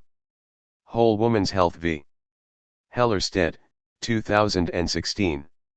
States can't require that doctors performing abortions have admitting privileges at a nearby hospital. Nor can they require that clinics be kitted out as many hospitals, regulations introduced at the state level to make it harder for abortion clinics to operate. 36. A second problem is that litigation has become defensive. Lawsuits on behalf of individual women or women as a class are rare. They have been replaced by filings on behalf of doctors' right to practice. An exception is the case of Jenny McCormick, an Idaho woman arrested for using abortion pills to end a 20-week pregnancy. She faced 5 years in prison under an Idaho law against self-abortion. After she won her case, she sued the state and won. Her lawyer, Richard Hearn, commented, "Many advocates for women's rights appear to want women's real stories and their real-life troubles out of courts. They want plaintiffs to be MD/PhDs from Yale or Harvard. You don't see women in abortion cases. You see doctors arguing in coats and ties. 37. However, the purpose of this chapter is not to recommend legal strategy. Instead, I want to illustrate how legalistic arguments have affected our movement's thinking and strategy. Even non-lawyers have been too focused on the legal angles and not enough on how to build a movement for reproductive freedom and justice. History indicates that where the movement leads, the courts will be dragged along. Abortion on the ballot. Almost all the restrictions discussed in preceding chapters were passed by state legislatures, not by popular vote. Generally, abortion opponents have not done well at the ballot box. Cosmopolitan suggests that this is because people like to express their disapproval of abortion in polls, but actually bringing the law down on those who give or get abortions is another matter. 38. Voters have defeated fetal personhood and life begins at conception amendments in Colorado, North Dakota, and Mississippi. A restriction on state funding was defeated in Florida. An outright abortion ban was defeated by South Dakota voters twice. Door-to-door canvassing won the day there. The only restrictions with traction among voters are parental involvement laws for those under 18. Those have passed in Montana, Alaska, and Florida, although they were defeated in Oregon and twice in California. 39. So it's worth dissecting the fight over Amendment 1 in Tennessee in 2014, which the abortion rights side lost 47-53. The campaign is an example of what has gone wrong with how we are currently fighting for abortion. Abortion opponents in the Tennessee legislature were annoyed that some of their abortion restrictions had been blocked by the state's Supreme Court. The court invalidated informed consent, that is, anti-abortion scripts read by doctors to patients seeking abortions, a 48-hour waiting period, a state residency requirement, specifically prohibited by the U.S. Supreme Court, and a requirement that second trimester abortions, after 12 weeks, be performed in hospitals, not clinics. The hospital requirement works as a ban because cowardly hospital administrators shrink from allowing elective abortions on their premises. The residency requirement was aimed at women coming from neighboring states with stricter abortion laws, accounting for about 25% of Tennessee abortions in 2010. In response to the Tennessee court's decision, legislators put a constitutional amendment on the November 2014 ballot specifying that nothing in the state's constitution stops the legislature from banning abortion, even in cases of rape, incest, or when necessary to save the life of the mother. Of course, unless Roe is overturned, the legislature can't use the constitutional change to enact such draconian restrictions. But it could possibly enact some of the state restrictions that were previously struck down. This would have been a great opportunity, and we will have many others to really talk about abortion and its importance to women's freedom. Instead, the abortion rights side decided that the way to win was to emphasize the lack of exceptions, the extreme cases, and privacy, using the slogan, "Vote No on 1." Keep politicians out of private decisions. They avoided feminism. The campaign raised over $4 million, against less than $2 million raised by the anti-abortion side. Anti-abortion ads during the campaign claimed that Amendment 1 would restore the voice of Tennesseans to protect women and the unborn, and charged that the Tennessee Supreme Court, by striking down abortion restrictions, silenced the right of the people to enforce reasonable regulation of abortion in our state. 40. They argued, dishonestly, that their amendment wouldn't ban abortions because Roe v. Wade protected the right to abortions. Of course, their goal is to line up legislation for the moment Roe is reversed. The abortion rights side produced ads emphasizing extreme cases. Dr. Kim Looney, in surgical scrubs, as an OBGYN, "I'm there for a family's happiest moments, but also for the heartbreaking ones. Like when something goes horribly wrong with the pregnancy, or a woman's health is in danger. That is why I oppose Amendment 1. Text on screen, Amendment 1 makes no exceptions. Amendment 1 makes no exceptions for the awful things that can happen with a pregnancy, like cancer. Amendment 1 leaves families with no options. In situations like these, a family could be left with no options, only government interference in their most private medical decisions. Amendment 1 is just not what we need. 41. The ads implied that it would be okay to ban abortion as long as exceptions were maintained for women who were raped or had a health crisis, a dying fetus, or cancer. Abortion is still legal on demand in Tennessee, yet somehow we've been transported back to 1969, debating under which horrible special circumstances women would be allowed to get an abortion procedure. Or worse, the ads avoided mentioning that the vote was about abortion at all. In an ad mysterious to anyone not steeped in the issue, a Vanderbilt law professor, Tracy George, explains. The Tennessee Constitution's special. We have some of the strongest privacy protections in the country. Privacy is something we take very seriously. Text on screen, vote no on Amendment 1 because it's deeply flawed. Amendment 1 would strip away some basic privacy rights and force governmental interference into private medical decisions. And 1 opens the door for the legislature to take away additional rights, including marriage and child-rearing rights. Amendment 1 is government interference with far-reaching consequences on thousands of laws. It is deeply flawed. We should all vote no. Vote no on 1, stop government interference. 42. These ads are fine, I suppose, if your goal is an abortion ban with exceptions for cancer.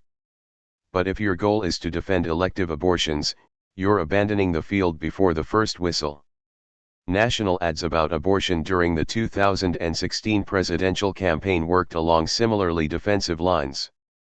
In one Planned Parenthood ad, a grateful mom, a 29-year-old woman identified as Adeline, tells of finding out she had an unplanned pregnancy. My boyfriend and I were in a very new relationship, the most pragmatic option was to get an abortion. But, she says she was very conflicted and talked to the Planned Parenthood doctor, who told her, "Something tells me that today is not the day. Go home, take a night's sleep on it, and reschedule." Then the ad shows her playing with her adorable baby son. She starts to cry as she says, "I wish I knew her name, so that I could thank her, not just her, but the role that she played, not just for her role in making me a mother but for doing what she does, and women like her, just so I can have a choice. If I had gone through some underground network to get some back alley abortion, not only would my son not be here but I might not be either." 43. Who is the audience for this ad? People who think Planned Parenthood is a horrible abortion mill, who would then presumably think, well, Planned Parenthood is alright because they sometimes don't give abortions. The general message would not be out of place in an anti-abortion ad. Women who go to Planned Parenthood are confused and really don't know what they want. Maybe they should have to wait 48 hours lest they do something they regret. Maybe if they really thought about it, they would bring their pregnancies to term because, cute children. Another 2016 Planned Parenthood ad follows people going about their days, implying that they had casual reasons for getting abortions. I just started a new job, I'm working really hard, you don't have to tell me I'm no spring chicken, I don't really have time to think of anything else besides my music, so. And a young guy, I want to travel, see things, I don't want to miss out on anything. At the end of the ad, it turns out that they're not talking about abortion at all but rather the flu shot, controlling asthma, getting a breast exam, and getting tested for diabetes. The word abortion is never uttered. Point 44. The makers of this ad obviously think you better have a really serious reason to have an abortion, and are aiming at an audience who agrees. The ad encourages the division between good abortions, for serious, respectable reasons like health, and bad abortions, for casual reasons. The subtext is, if you get pregnant, drop your plans for work, creating music, or travel because the unquestioned default position is you should have a baby now. The feminist position is that you must have absolute control over whether you take on this massive effort, or you are not free. Planned Parenthood isn't under attack because it provides flu shots and breast exams. It's under attack because it provides abortions and birth control. In short, it's giving women control over their lives. They could try that as a selling point, rather than trying to hide it among stories about deflecting abortions and detecting cancer. I focus on ads because they're the most public-facing version of the abortion rights position, reaching millions. They're also fabulously expensive. It's heartbreaking to see them pull their punches and hide their strengths. One of Planned Parenthood's defenses against attacks has been that abortions only make up 3% of what they do. One woman, Amanda Duarte, tackled this claim on Facebook, writing, "I don't care if Planned Parenthood provides nothing but abortion services. I don't care if it's a million-story abortion superpark with abortion water slides and an abortion electrical parade. Abortion is legal." If I read one more defense of Planned Parenthood that says it's not just abortions, or only 5% of what they do is abortion. And abortions aren't federally funded. I'm going to abort myself. Abortion is not tragic. It is a right. Demand it, fight for it, and for the sake of the women who have given their lives to defend it, stop apologizing for it. Point 45. The post went viral, perhaps suggesting that women are fed up with this defensiveness and would like to see the well-compensated representatives of the movement Planned Parenthood and narrow pro-choice America start to boldly defend abortion on feminist terms. In 2016, Planned Parenthood was smeared by a right-wing group using falsified documentary footage that accused clinics of profiting from the sale of fetal tissue. This gave legislators an excuse to threaten the clinic chain with loss of reimbursements for the care they provide to women with Medicaid. In this context, perhaps it's unfair to expect Planned Parenthood to represent the broader movement. To some extent, these ads were designed to bolster Planned Parenthood's reputation, not make the case for abortion and contraception. However, this is the abortion rights position the public sees, and most women who donate to Planned Parenthood think they're giving money to defend abortion and birth control in the public arena, not burnish Planned Parenthood's brand no matter the cost. Feminists should not let lawyers, nonprofits, and professional political consultants speak for us. They're serving up bad political strategy. Even at its best, their model is let's help other women rather than self-emancipation. Therefore they would never suggest an ad like this. For women to have life, liberty, the pursuit of happiness, and a chance for equality with men, we must have full rights to abortion and birth control. Amendment 1 aims to take away that right from us and our daughters and granddaughters. Vote no on 1. Women's liberty to determine our destiny is at stake. Even if you didn't win a referendum vote with this ad, at least people would know what the fight was about: not privacy, not cancer, not the sanctity of the Constitution, but freedom. And women who were going about their busy lives might pause what they were doing to ponder this claim. They might talk to their sisters, mothers, co-workers, daughters, and friends about it. Abortion, yeah, I had one. Yeah, I couldn't see having a child at the time. Not then. Not with him. Wow, my life would have been so different if it had not been available to me. Can you believe they want to run our lives like that? Reproductive justice confronts neoliberal feminism. Without the constant fuel of women's experiences being analyzed in consciousness raising, and cut off from its radical leadership, by the 1990s, the reproductive freedom movement had become defensive, using slogans like Save Roe and We Won't Go Back. It is largely due to the arguments and organizing under the banner of reproductive justice that the agenda has become broader, deeper, and potentially more radical again. By 1994, the movement's ineffectiveness had become clear when the Clinton administration proposed expanding health care coverage. The proposal fell short of guaranteeing health care, like every other rich country, every socialist country, and many developing countries have. On top of that, in an attempt to appeal to congressional Republicans, the proposal avoided any mention of abortion coverage. At a conference on reproductive rights and health care in Chicago, 12 black women caucused to discuss the proposal. They thought the Clinton strategy would fail on its own terms, that sacrificing abortion wouldn't gain the proposal any Republican support. This turned out to be true. But more important, we didn't trust the administration would feign to the right and then move left, recalled Loretta Ross. If healthcare reform did not explicitly prioritize women's needs, how could we support it? We felt we were being thrown under the bus by our purported allies. 46. The women criticized how the proposal isolated reproductive rights issues from other social justice issues. They started to develop a new framework for looking at these questions. We questioned the primacy of abortion, but not its necessity. We placed ourselves in the center of our analysis and made the case that while abortion was a crucial resource for us, we also needed healthcare, education, jobs, daycare, and the right to motherhood. From this discussion, they launched the concept of reproductive justice by splicing together the equation of reproductive rights plus social justice equals reproductive justice. 47. Reproductive justice is not difficult to define or remember, Ross explains in her primer on the subject. It has three primary values: 1. The right not to have a child, 2. The right to have a child, and 3. The right to parent children in safe and healthy environments. The problem is not defining reproductive justice but achieving it. 48. By examining their own experience and what they wanted in their lives, these women came to a conclusion similar to the Red Stockings testifiers, allowing the movement to be whittled down to one issue: legal abortion had been a terrible mistake. Abortion was important, but it needed to be just one part of a movement for women's full emancipation.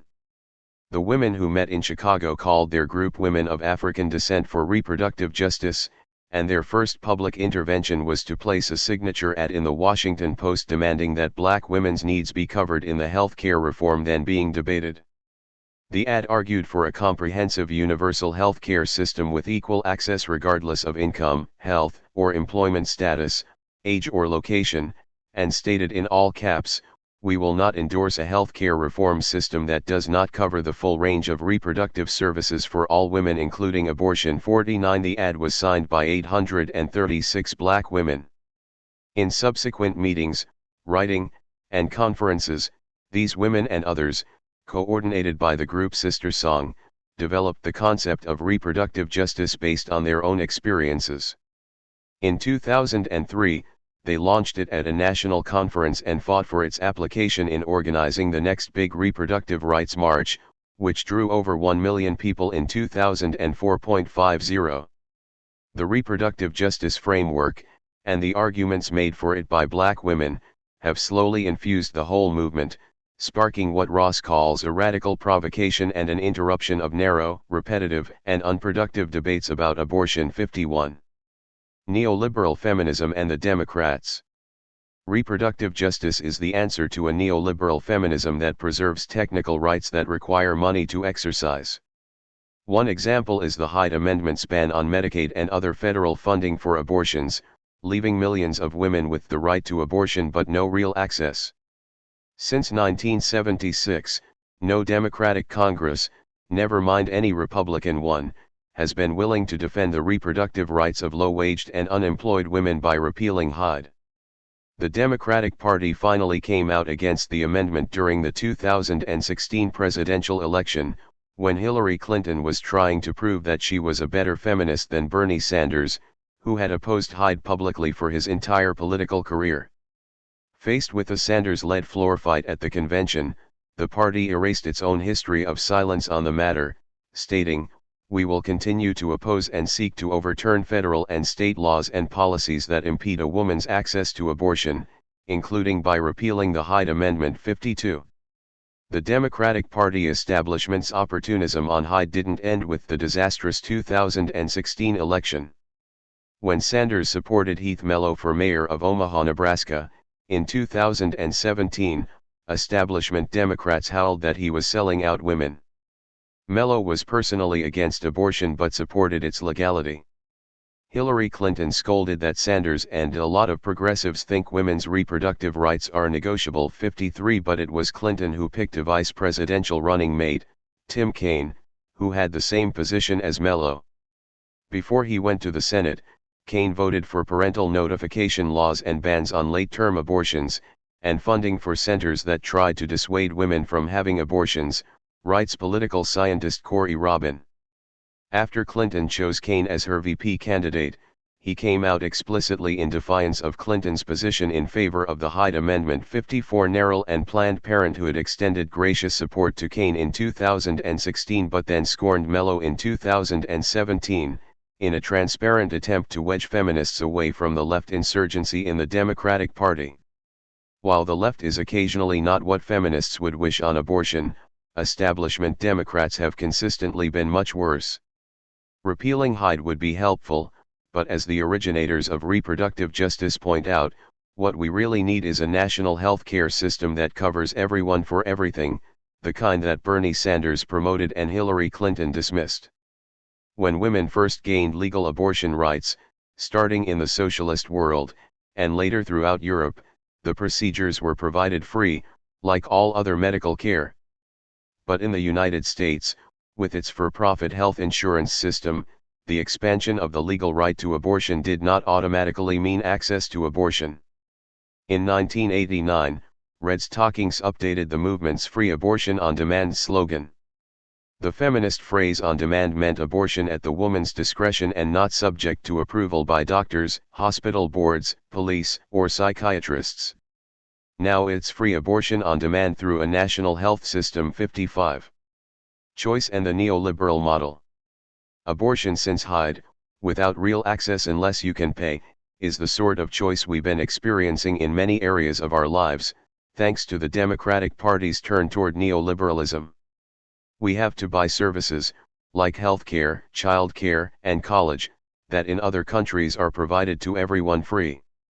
Childcare is available on the private market with private market prices, but it costs more than college tuition. College is available, but if you can't pay up front, you have to go into debt, marking your next decades as a modern indenture. You have a choice to take family and medical leave, finally passed under Bill Clinton, a leader of the neoliberal Democratic tendency, but it's unpaid, so you can only take leave if you can forego a paycheck. 56 Under the Affordable Care Act, health insurance is available but limited to those who can afford to pay the premiums, co-pays, co-insurance, deductibles, and out-of-pocket maximums. Choose your plan wisely. You have choice in all these things. In some cases, like healthcare, there's an obsession with choosing the plan that's right for you. In reality, the plan that's right is the one that covers everything, since you can't actually predict what kind of health care you'll need. But to get that plan, you'd have to emigrate to Canada, Cuba, Finland, or 120 other countries that provide health care independent of your ability to pay. The choice to have children. Framing abortion and birth control as a personal choice feeds right into this framework. Choice makes it seem that parents are indulging a personal whim by having children rather than making a valuable contribution to the ongoing existence of society. You have a choice to have a child, but unless you have enough money and time, you may be seen as irresponsible for doing so. If your living situation is regarded as unhealthful by the authorities, rather than requiring the landlord to provide decent housing, the state may take your children from you. People of color get extra scrutiny and are punished more severely when they've made the wrong choice. 57. Responsibility as in the Welfare Shredding Personal Responsibility and Work Opportunity Reconciliation Act passed under the Clinton administration is only applied to those who don't have money. Those with the most have little responsibility to contribute through taxes to the society that has been so generous to them. The richest avoid taxes entirely. Instead, states go after deadbeat dads, or moms, mostly low-paid workers who are making so little that there is nothing to take. 58 They can be thrown in jail in many states and lose their occupational and driver's licenses. And, in true neoliberal style, the money taken from the non-custodial spouse is often not provided to the person taking care of the children. It sees to fund the welfare that the family is already receiving because of their low wages, lack of child care, or unemployment. 59 Market freedom requires imposing the most draconian and miserable constraints upon actual human beings. This is not how other countries approach child rearing, and, as a result, child and parent poverty in the United States is quadruple that of other rich countries. Many provide a monthly child allowance, all provide paid leave and guarantee health care, most have subsidized or free child care. Our attenuated right to abortion has become the only answer from the Democratic political establishment to the crises families face when they have kids. If you can't afford children, just don't have them. You had a choice, after all. This bankrupt doctrine is reaching a breaking point. Many potential parents have decided it's just too hard to have kids, or they have stopped at one, plunging the U.S. birth rate below replacement levels and motivating the power structure to further crack down on reproductive rights. This is why reproductive justice argues that abortion and birth control can't be understood separately from housing, jobs, wages, healthcare, policing, racial and sexual hierarchies, immigration, and environmental health. 4. Strategy. The choice is up to us. We must subject every proposal for change and every tactic to the clearest feminist scrutiny, demand only what is good for all women, and not let some of us be bought off at the expense of the rest. Lucinda Sisler, Abortion Law Repeal. Sort of a warning to women. Power in Women's Hands, Jane and the Self-Help Clinic. The illegality of abortion in the United States provoked various strategic responses. There were those who broke the law in order to challenge the law, like the Army of Three in California, and doctors who practiced openly and in most cases were convicted, although in 1969 a doctor succeeded in overturning the law in Washington, D.C. 1 In parallel, activists continued to challenge laws against birth control. In one case, reproductive rights agitator Bill Baird handed a package of spermicidal foam to an unmarried woman at a public event.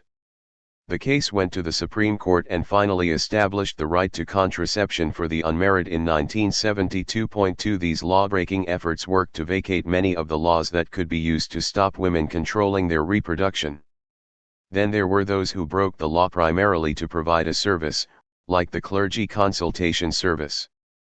These brave clergy refused to be secretive, but they did take precautions that would reduce their chance of arrest, such as referring women to doctors in other states. Nonetheless, after raids and arrests, the service came to be an act of civil disobedience. Then there were those who broke the law but had no intention of getting arrested. Apart from those with mercenary intentions, there were plenty of doctors who clandestinely gave abortions, and then, in Chicago, there was Jane. Jane started as a typical abortion referral service. The same years that Carol Jardina was referring women for illegal abortions from her dorm in Florida, Heather Booth, a civil rights and New Left organizer, was doing referrals from her dorm in Chicago. She started by helping a movement friend in 1964, and soon Booth was fielding several calls a week to a phone in the dorm hallway. The callers were told to ask for Jane. By 1968, Booth had organized a group to do the referral work and turned it over to the collective.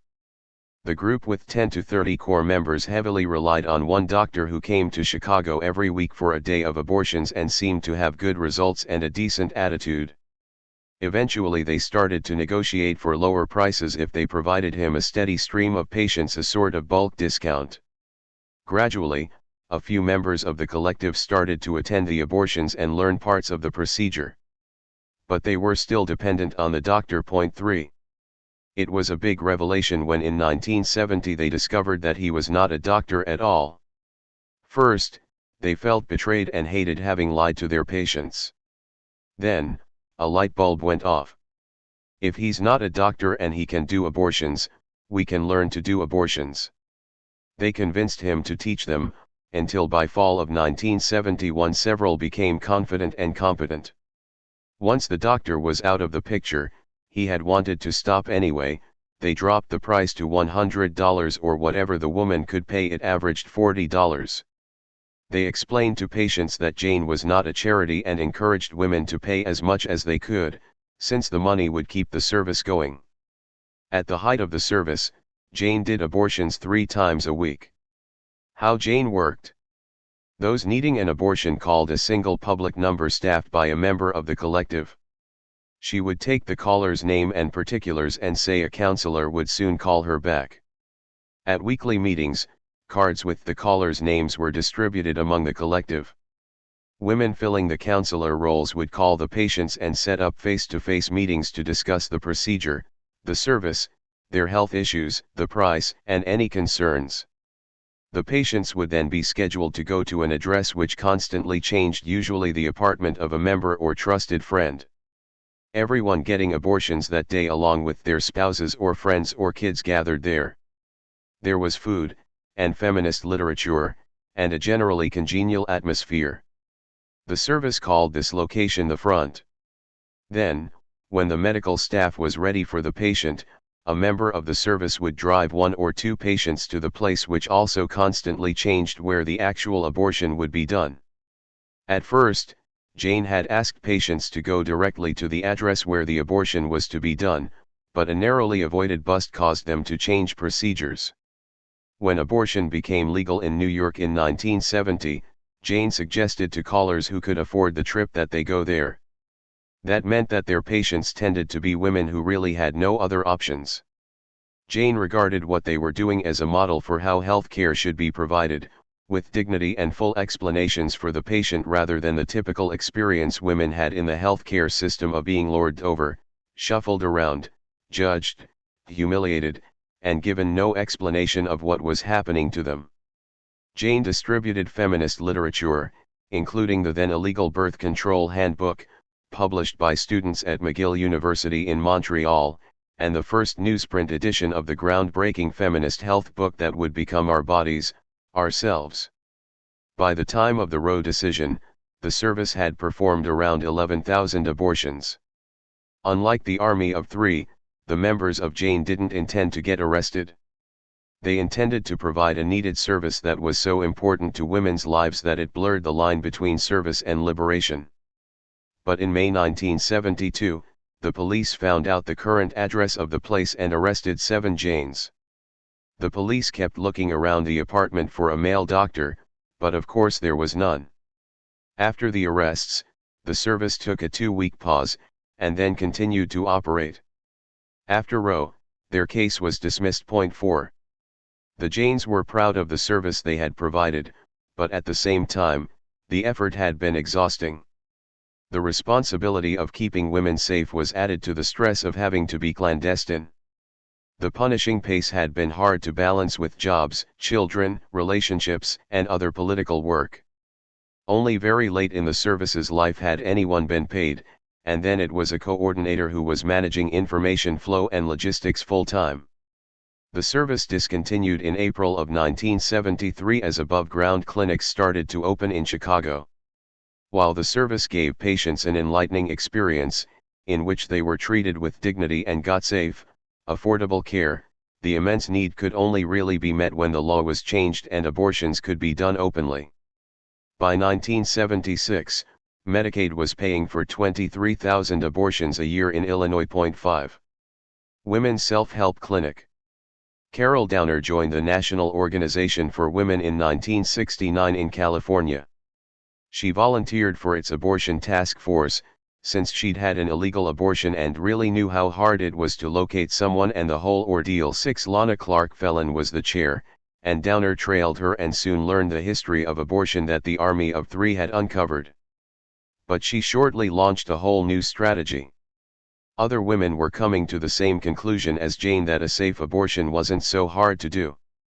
A woman who worked at an underground clinic in Santa Monica spoke up at a Now Abortion Task Force meeting, saying abortion wasn't as difficult as it was made out to be, and suggested that we do abortions ourselves, Downer recalled. She accompanied the woman and her daughter to the illegal clinic, where the daughter was getting an IUD. Downer had borne 6 children, but women's internal parts were still a mystery. They put the speculum in and I looked, and here was this extremely simple, beautiful structure, the cervix, and all of my agonizing and all of my learning from Lana about the history, it just clicked. It was like, well, of course. The only way they can keep abortion illegal is to keep us in total ignorance of our bodies. Because once you see it, you realize that abortion is so simple and so easy to do that any woman who has knitted and sewn and made pottery or done any of the multitude of things that women constantly do, we realized we could do this. 7. The practitioner at the underground clinic, Harvey Carman, had developed a suction method for abortion. It involved a plastic syringe attached to a flexible tube called a cannula. The syringe created suction through the cannula, which evacuated the uterus. A key new point that Downer came to understand is that with an easy procedure like this, you could do it any time your period was late. You didn't have to wait until a pregnancy test was positive. The women called the practice menstrual extraction. Downer explains in a later book. Menstrual extraction was developed as a technique to help women maintain control over their menstrual cycles, and hence, over their reproductive lives. On or about the day that a woman expects her menstrual period, the contents of the uterus are gently suctioned out, lightening and greatly shortening the expected period.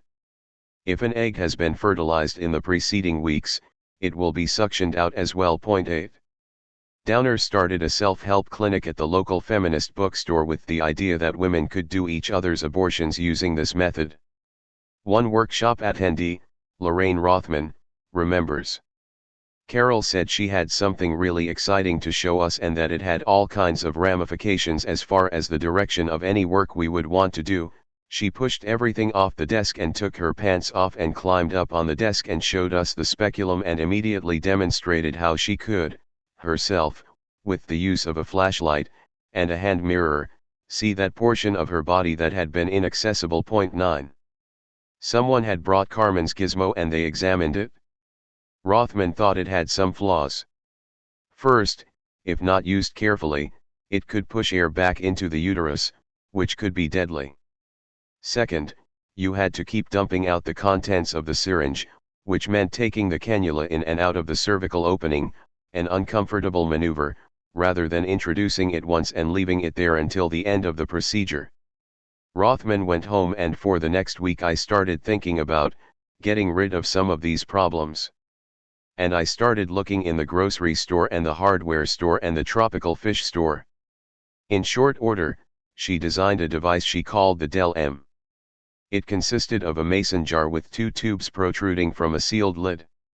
One led to a syringe, which created the suction. The other led to a cannula. There was an automatic 2-way bypass valve so that air could not go back into the uterus. The device was inexpensive to construct. But they still had to learn how to use it. They were already learning to feel uteruses to detect a pregnant one and how pregnant it was. Downer and Rothman visited another illegal abortionist in Washington state, Franz Kumi, and spent 2 weeks observing and eventually doing procedures. Kumi was still using curettage, scraping the uterus with a sharp instrument. The women thought this was unnecessarily uncomfortable. At the end of the visit, we had a lot of experience, but we were more convinced than ever that the suction procedure was the way to go, Rothman recalls. 10. By August 1971, Downer and Rothman were ready to demonstrate their technique, which they did at the National Now conference despite being denied exhibit space since the concept was too shocking for the conference organizers. Instead they did it in their hotel room, demonstrating the process to 20 women at a time. By the end of the conference, they had a national mailing list and would schedule a 23-city traveling roadshow, seeding self-help groups all over the country. While Downer and another woman did get charged with practicing medicine without a license in one case for treating a yeast infection with yogurt, prosecutors were never able to convince a jury that an infraction had been committed. 11. In A Woman's Book of Choices, Abortion, Menstrual Extraction, RU 486, published in 1992, Downer and Rebecca Chalker caution that groups doing menstrual extraction need to learn from those who already have mastered the technique. Menstrual extraction is a multi-step process that requires considerable forethought, commitment, preparation, resourcefulness, and training over an extensive period of time.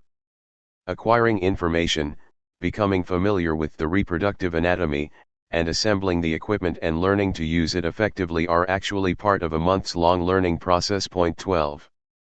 Downer recently relaunched an extensive website, Women's Health in Women's Hands, that explains menstrual extraction and much more about the women's health and self-help movement. 13. New technologies, new strategies, the abortion pill. According to recent reports, women are still learning menstrual extraction as part of the underground dedicated to abortion provision and feminist self-help. 14. But the main way the underground now provides abortions is with pills. There's never been a better time to have a safe at-home abortion. Pill abortions, also called medical or medication abortions, were first developed in France in the 1980s, but it took a feminist campaign to make the pill available in the United States. When the FDA finally approved it in 2000, it added requirements that made medical abortions just as expensive and difficult to obtain as surgical abortions. Still, a third of abortions in the United States are now done with pills. Pill abortion has an advantage: it can be done as soon as you know you're pregnant, while a third of providers don't do surgical abortions before 6 weeks. 15. When you get a pill abortion in a clinic in the United States, you actually get two different medications. First, you swallow a 200 mg pill of mifepristone, brand name Mifeprex or Mifegyne, which blocks progesterone receptors, causing the sac containing the embryo or fetus to detach from the uterine wall. 16. Then, between 1 and 3 days later, when you're ready to experience the miscarriage, you take a second medicine, misoprostol, brand name Cytotec, among others, which causes the uterus to contract and evacuate itself. Misoprostol is usually dissolved in your cheek or under your tongue. The FDA recommends 800 micrograms, that is, 400 microgram pills. It is not necessary to place it in your vagina. Any mucous membrane like your cheek will absorb the drug. From there, it enters the bloodstream and causes uterine contractions, which we experience as cramps, that eventually expel the contents of the uterus. Cramping usually starts between 1 and 4 hours after taking misoprostol, though it may take up to 24 hours. Depending on how long you've been pregnant, you may have bleeding like a normal period, bleeding like a heavy period, bleeding with blood clots, or bleeding with visible fetal tissue. Don't trust internet stories of the abortion pill gone wrong. Many are written by anti-abortion zealots to scare women. 17. The second pill in the combination, misoprostol, is also sold to protect the stomach from ulcers when you are taking daily nonsteroidal anti-inflammatories like ibuprofen. Misoprostol is available without a prescription from pharmacies in Mexico but requires a prescription in the United States. This is relevant because misoprostol alone turns out to cause miscarriage in 85 to 90% of cases, making it a fairly effective way to do at-home abortions. The abortion-causing property of the drug was first marked by Brazilian pharmacy technicians who noticed warning labels saying that they should not even touch it if they were pregnant. They correctly concluded that misoprostol could cause abortions, and it became the safest, cheapest method for ending unwanted pregnancies in Brazil and other countries in Latin America where abortion is illegal. But in the last decade, Government crackdowns on misoprostol access in Peru, Ecuador, Argentina, and Brazil have increased injuries and deaths from clandestine abortions. 200,000 women end up in emergency rooms every year in Brazil for treatment of incomplete or botched abortions. 18. While inducing an abortion using misoprostol alone is less effective than using the abortion pill combination, it is very safe. The only problem is that using it on its own may not end the pregnancy. In 10 to 15% of cases it doesn't work. If this happens, some clinicians suggest trying again. The FDA recommends that the abortion pill combination not be used after 10 weeks of pregnancy, and generally the same guideline is suggested for using misoprostol on its own. Misoprostol is cheap. FDA regulations conspire to make a medication abortion in the United States as expensive as a surgical abortion, around $530. But 12,200 microgram misoprostol pills cost around $50, assuming you can get a prescription or acquire them from an internet purveyor. According to the Dutch group Women on Waves, the recommended dosage if you're using misoprostol alone, without first taking mifepristone, is 4 200 microgram pills dissolved in the cheek or under the tongue. Then, 3 hours later, 4 more, and 3 hours after that, 4 more. 19. The World Health Organization has determined that misoprostol is an essential drug and should be used if surgical abortion or the combination with mifepristone is not available. It recommends the same dosages as Women on Waves does if you're less than 12 weeks pregnant, but importantly it suggests a lower dosage if you're over 12 weeks. For those over 12 weeks, use only 2 200 microgram tablets every 3 hours. 20. New avenues for struggle. Misoprostol is safer, easier, and miles more effective than the old do-it-yourself methods for ending pregnancies. The availability of misoprostol may even be contributing to dropping birth rates across Latin America over the last 20 years, and it may also be why official abortion rates in the United States have been dropping along with birth rates, as self-managed abortions elude record keepers. Latin American feminists have been working to spread information about misoprostol, as desperate women from Chile to Nicaragua are still using more dangerous methods. In one study, clinicians in Peru experimented with simply giving information about misoprostol. They didn't provide the drug, as most abortions are illegal in Peru. However, they followed up with their patients and found that they had largely been able to end their pregnancies with the information they had been given. Similar efforts worked in Uruguay before abortion was legalized there in 2012. 21. Back in the United States, where abortion is legal but expensive and inaccessible, women continue to try to end their pregnancies themselves. One study determined that between 7 and 12% of abortion patients had attempted to end their pregnancy on their own before going to a clinic. Recent data suggests that fewer of us are trying to abort by sticking sharp objects into our uteruses. 22. For this reason, some feminist doctors suggest that while the coat hanger persists as a powerful symbol of illegal abortion, it's misleading as an inadvertent public health message. Legal ramifications. Although it may be safe for your health to carry out an abortion at home with pills, you may not be safe from the law. Lynn Paltrow, the founder and executive director of National Advocates for Pregnant Women, comments. You pass laws first that say only physicians can perform abortions. Then you pass laws that make it impossible for those physicians to provide abortions. And then women take the steps they need to take, as they do all around the world, as they did before Roe, and you create a perfect setup for making literally millions of women subject to arrest for having illegal self-abortions. 23. Paltrow's organization defends women who have been charged with crimes based on their pregnancy outcomes. 6 states, Arizona, Delaware, Idaho, Nevada, Oklahoma, and South Carolina, explicitly provide punishment for women who give themselves abortions. There are other laws being used, and misused, to arrest and charge women with manslaughter, homicide, child endangerment, feticide, failure to report a birth, and even improper disposal of human remains. 24. These makeshift prosecutions are nothing new. Shirley Wheeler, a Florida woman, obtained an illegal abortion in 1971.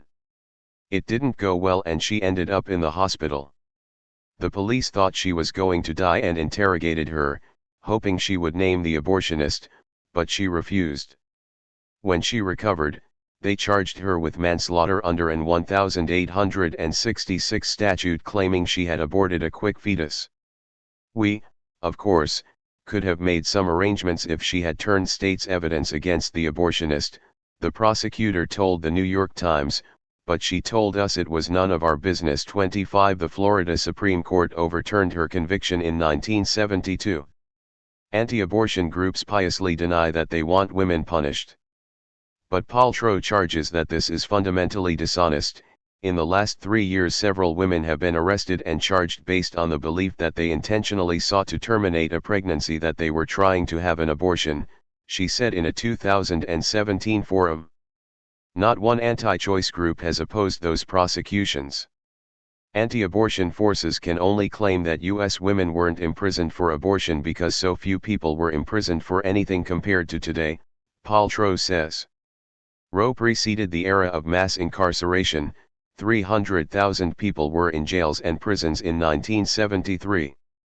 That figure is now over 2 million, with 4 million more under correctional control like parole or probation. In Wheeler's case, after she was convicted of manslaughter, the court ordered her to either marry the man who impregnated her or move in with her parents. That would be punishment enough. Today, she would almost certainly face imprisonment. Purvi Patel, an Indiana woman who was convicted of feticide in 2015 after she concealed a miscarriage, was initially sentenced to 20 years in prison. In the case in Idaho, Jenny McCormick, a single mother of 3 small children and short on money, ordered pills online and used them, although she was further along than she thought, around 20 weeks. McCormick told her friend about the abortion, her friend told a sister, and the sister told the police. The police arrested McCormick under a 1972 law that made it a felony for a woman to give herself an abortion. She faced 5 years imprisonment. Her name appeared in the paper and she was driven out of her job at a dry cleaner when customers complained. My neighbors gave me nasty looks when I'd go out in public. They'd get all whispery, "That's her," she told the Los Angeles Times. I mean, they can sit there and judge me, but it's not the easiest choice to ever have to make, she reflected. A lot of it was about my children. I couldn't put any more on them, or me. 26 She was finally victorious in 2013 when her suit overturned not only the 1972 law but also invalidated a new Idaho 20-week limit. 27. National advocates for pregnant women and the self-induced abortion legal team work on legal strategy to protect women who perform at-home abortions without having first gone through approved medical channels. Along with Women on Web, Women Help Women, and a website called Plan C, they have some practical advice. First, groups have been testing whether pills ordered on the web are actually the correct medicines. In one study, researchers bought 22 products from 18 websites, none of which required a prescription. In most cases, the packs contained doses of both mifepristone and misoprostol, and cost between $110 and $360. Orders arrived between 3 and 21 business days later. After testing the pills, they concluded that the mifepristone contained the correct drugs within 8% of the proper dosage, as good as a retail pharmacy can boast. 28 The misoprostol was more degraded, paradoxically, since that drug is easier to obtain. The website Plan C maintains a report card on internet pill purveyors. 29. Second, they advise if you have worrying symptoms after your self-managed at-home abortion, you should feel free to go to a doctor or emergency room and tell them you think you had a miscarriage and report your symptoms. You don't have to say you caused it with pills. The staff won't be able to tell the difference, and the diagnosis and treatment is the same for a spontaneous miscarriage as for a pill abortion. Third, they note, people run afoul of the law when they don't know what to do with the fetal remains, which can then be used by the police as evidence against them. This is not a problem with earlier abortions and miscarriages when the embryo is tiny, but later ones can present a challenge. This is yet another reason to act quickly. If this makes you squeamish, that's all the more reason to make abortion readily available to anyone who wants one in a timely manner. Freeing up the abortion pill. Given that there's a pill combination that produces abortions safely, why are so few doctors providing abortions? The answer lies in the extra regulations that the FDA slapped on the abortion pill when it was first allowed in the United States. Mifepristone is subject to a risk evaluation and mitigation strategy intended for drugs that are known or suspected to cause serious adverse effects that cannot be mitigated simply by the label instructions. 30. Each drug found to be unusually dangerous has customized REMS requirements. Mifepristone's REMS means that retail pharmacies can't stock the drug and doctors can't prescribe it. Instead, it can only be dispensed in a clinical setting, which means that practitioners have to stock a supply at their clinic and go through specific certification for the drug. In a 2017 editorial in the New England Journal of Medicine, a group of doctors and researchers called the Mifeprex Study Group argue that it is time to make mifepristone, Mifeprex, available as a normal prescription medication.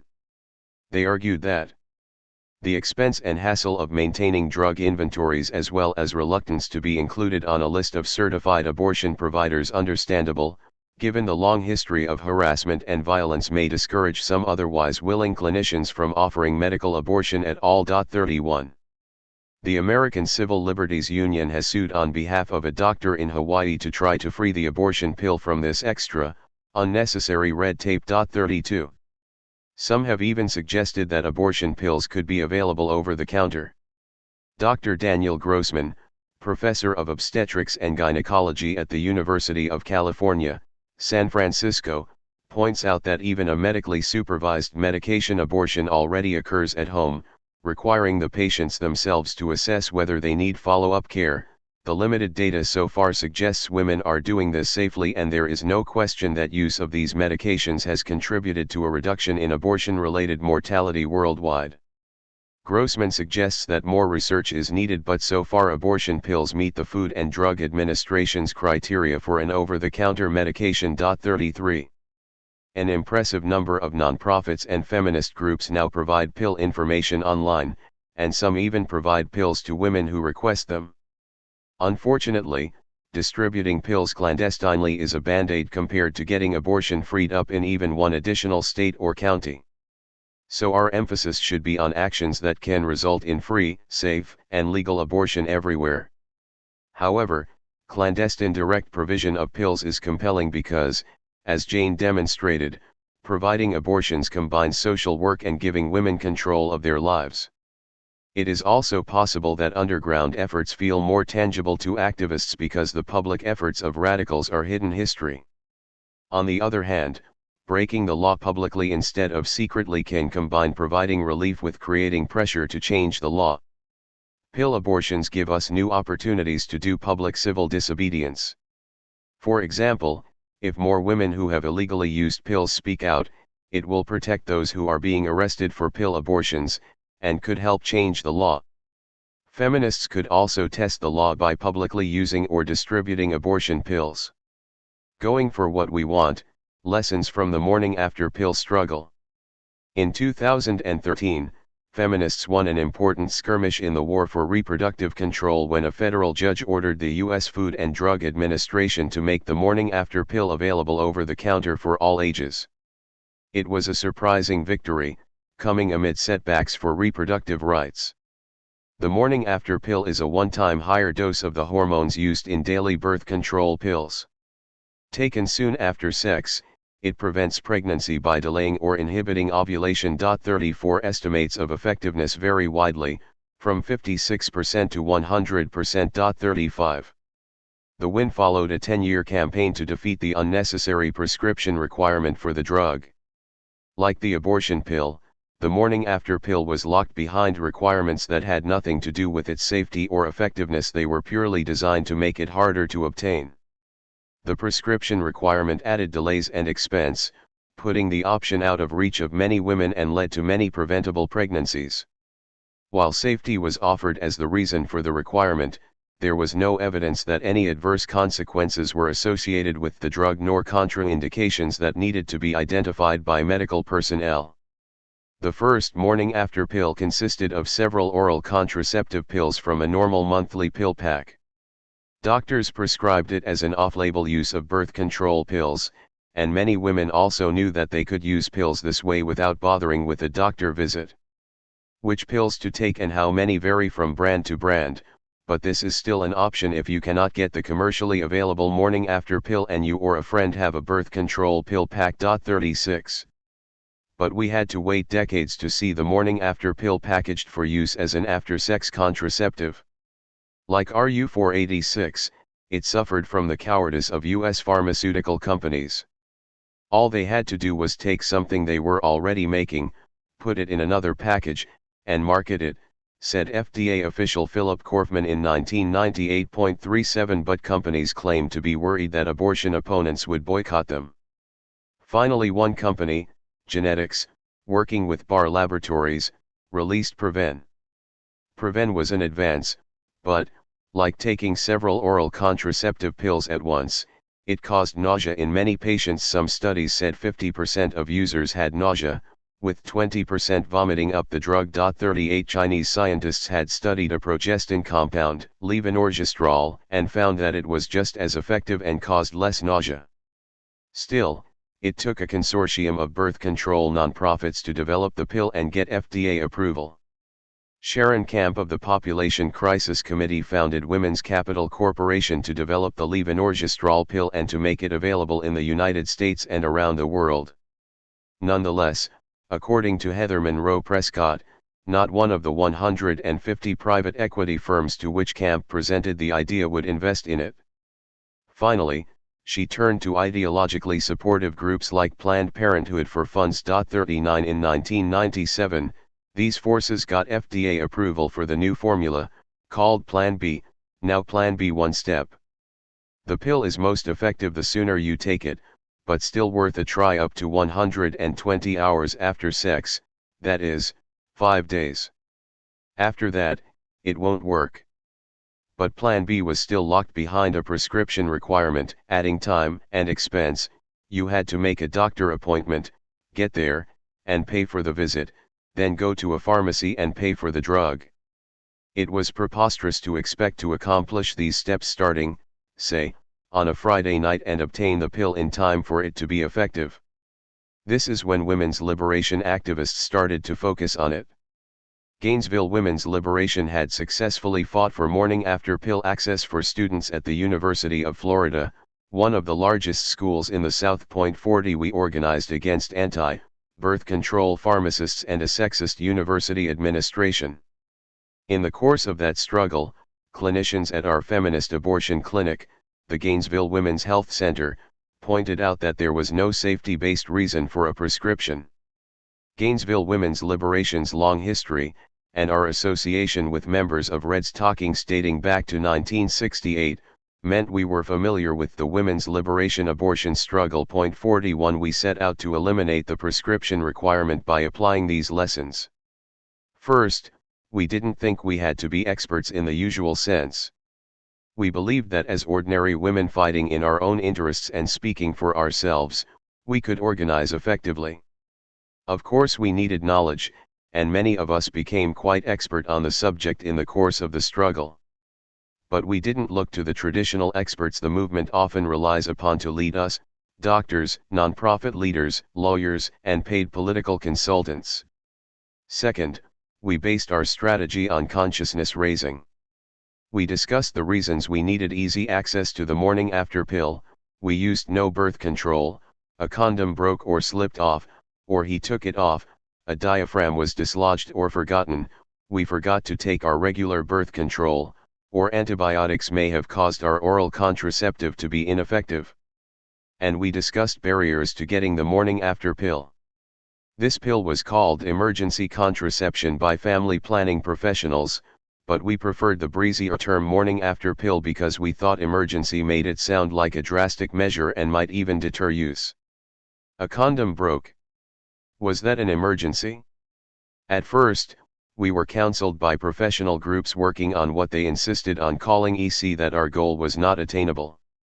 Instead, they suggested, we should work to make it available to rape victims in hospital emergency rooms. We evaluated these proposals in light of our experience. Most of us had not needed the morning after pill because we were raped. And those of us who had been raped hadn't gone to a hospital emergency room afterward. The suggestion would have helped few women, and therefore would not have gotten the popular support that our campaign did. Toning down our desires to match what policy experts think is winnable often turns out to be a losing strategy. Instead, we demanded what we really wanted. As we prepared to testify in December 2003 before the FDA's panel of experts, we were told that personal testimony was too subjective and bringing in experts would be more effective. We ignored this advice and testified about the mundane day-to-day slip-ups that made the morning after pill an important tool for women. We talked about how the prescription requirement had delayed and deterred us, leading to abortions, which were more expensive and time-consuming. Panel members joked that this was a lot more interesting than the usual hearings. We compared the United States to other countries by unfurling an aisle-length scroll listing the 38 countries, now over 60, where the pill was already available without a prescription. One testifier pointed out that when she visited France, health workers handed out the morning after pill with condoms in bars. Why was the United States so behind? Despite a 23-4 vote by the panel to make the drug available over the counter, the FDA continued to delay its decision about the pill. In response, we created a campaign of civil disobedience that aligned with what we knew women were already doing to help each other. We pledged to give a friend the morning after pill, in violation of the prescription requirement. We faxed our pledges to the FDA, over 4,400 from women in every state. We threw the pill into the crowd at rallies, and gave it away as a door prize at fundraisers. Starting February 15, 2004, the morning after Romance's official day, we began holding annual rallies and speak-outs, giving the morning after pill to anyone who wanted it. Sister feminists suggested we would hurt our cause when we invited them to join us in blocking access to the FDA's headquarters in Maryland, to symbolize the way the FDA was blocking our access to the morning after pill. They were wrong. Our testimonies and sit-in, 9 of us were arrested in January 2005, gave encouragement to FDA staffers who disagreed with the agency's actions. Assistant Commissioner for Women's Health Susan Wood resigned in disgust in August. Meanwhile, our legal effort was progressing through the courts. 9 individual plaintiffs, including this author, joined a lawsuit filed by the Center for Reproductive Rights. 42 later, younger women who were affected by unnecessary age limits joined the suit. Our legal argument was based on citizens' right to access a safe, vital drug, and the FDA violating its own process, rather than the rights of doctors to practice medicine or the rights of pharmaceutical companies to sell drugs. Having individual plaintiffs who were harmed by the FDA's actions became pivotal later in the case because we were not willing to settle when the FDA was finally ordered to place the pill over the counter for only ages 17 and up. We continued to demand full access for all ages despite being told by establishment nonprofits that we should be happy with our half-victory. The age requirement didn't work for us. Many of us had been under 17 when we'd first needed the pill. It would have put us back to having to get an appointment with a doctor or clinic for a prescription, no advance at all. And customers would have to prove their age to a pharmacist, another unnecessary restriction that meant that the pill would only be available when the pharmacist was in, rather than on the shelf at 24-hour drugstores, grocery stores, and convenience stores. Also, not everyone wanted to show ID or had one to show, such as those living in small towns and recent immigrants. Then there were pharmacists who didn't want to dispense the pill for religious reasons. We wanted to relieve them of that moral burden by putting the morning after pill on the shelf next to condoms, which they also may not like but fortunately don't control. President Barack Obama, explaining why his administration appealed the court's decision, said he didn't want his teenage daughters having access to the morning after pill. Was he saying that he preferred that they get pregnant? The fear-mongering around young people having sex is remarkable. 70% of people in the United States had sex before the age of 18, and 30% before age 16. Those numbers have been steady for decades, which means that the people who are making these restrictive policies for teenagers most likely had sex before they were 18.43. Still, liberals want the young to delay sex as long as possible. Conservatives want to scare and blame teenagers. Nobody, apparently, thinks sex is a good thing, at least not for other people. Back in reality, where most teenagers are having sex, there are pregnancies and pregnancy scares. And there is a need for young people to access contraceptives and abortion, whether parents, school administrators, and politicians are in denial or not. Based on our experience, and with the skill of our feminist movement lawyer, Andrea Costello, we were able to resist compromises that would have divided women by age and ID. We won the case based on the argument that the FDA had put anti-birth control politics over science, causing it to disregard its own drug approval process. But our legal fight was made stronger by the organizing we were doing in the streets. Our demands and arguments got media coverage, creating space for professionals and experts to support the over-the-counter position. After the court's final decision, Plan B one-step became available to anyone over the counter, although it currently costs $45 to $50. A generic made by the same company costs $35 to $45. We think it should be free. Still, after more than a decade of feminist organizing, despite obstruction by both Republican and Democratic administrations, women have better access to an effective, readily available tool to prevent pregnancy and better determine the course of our lives.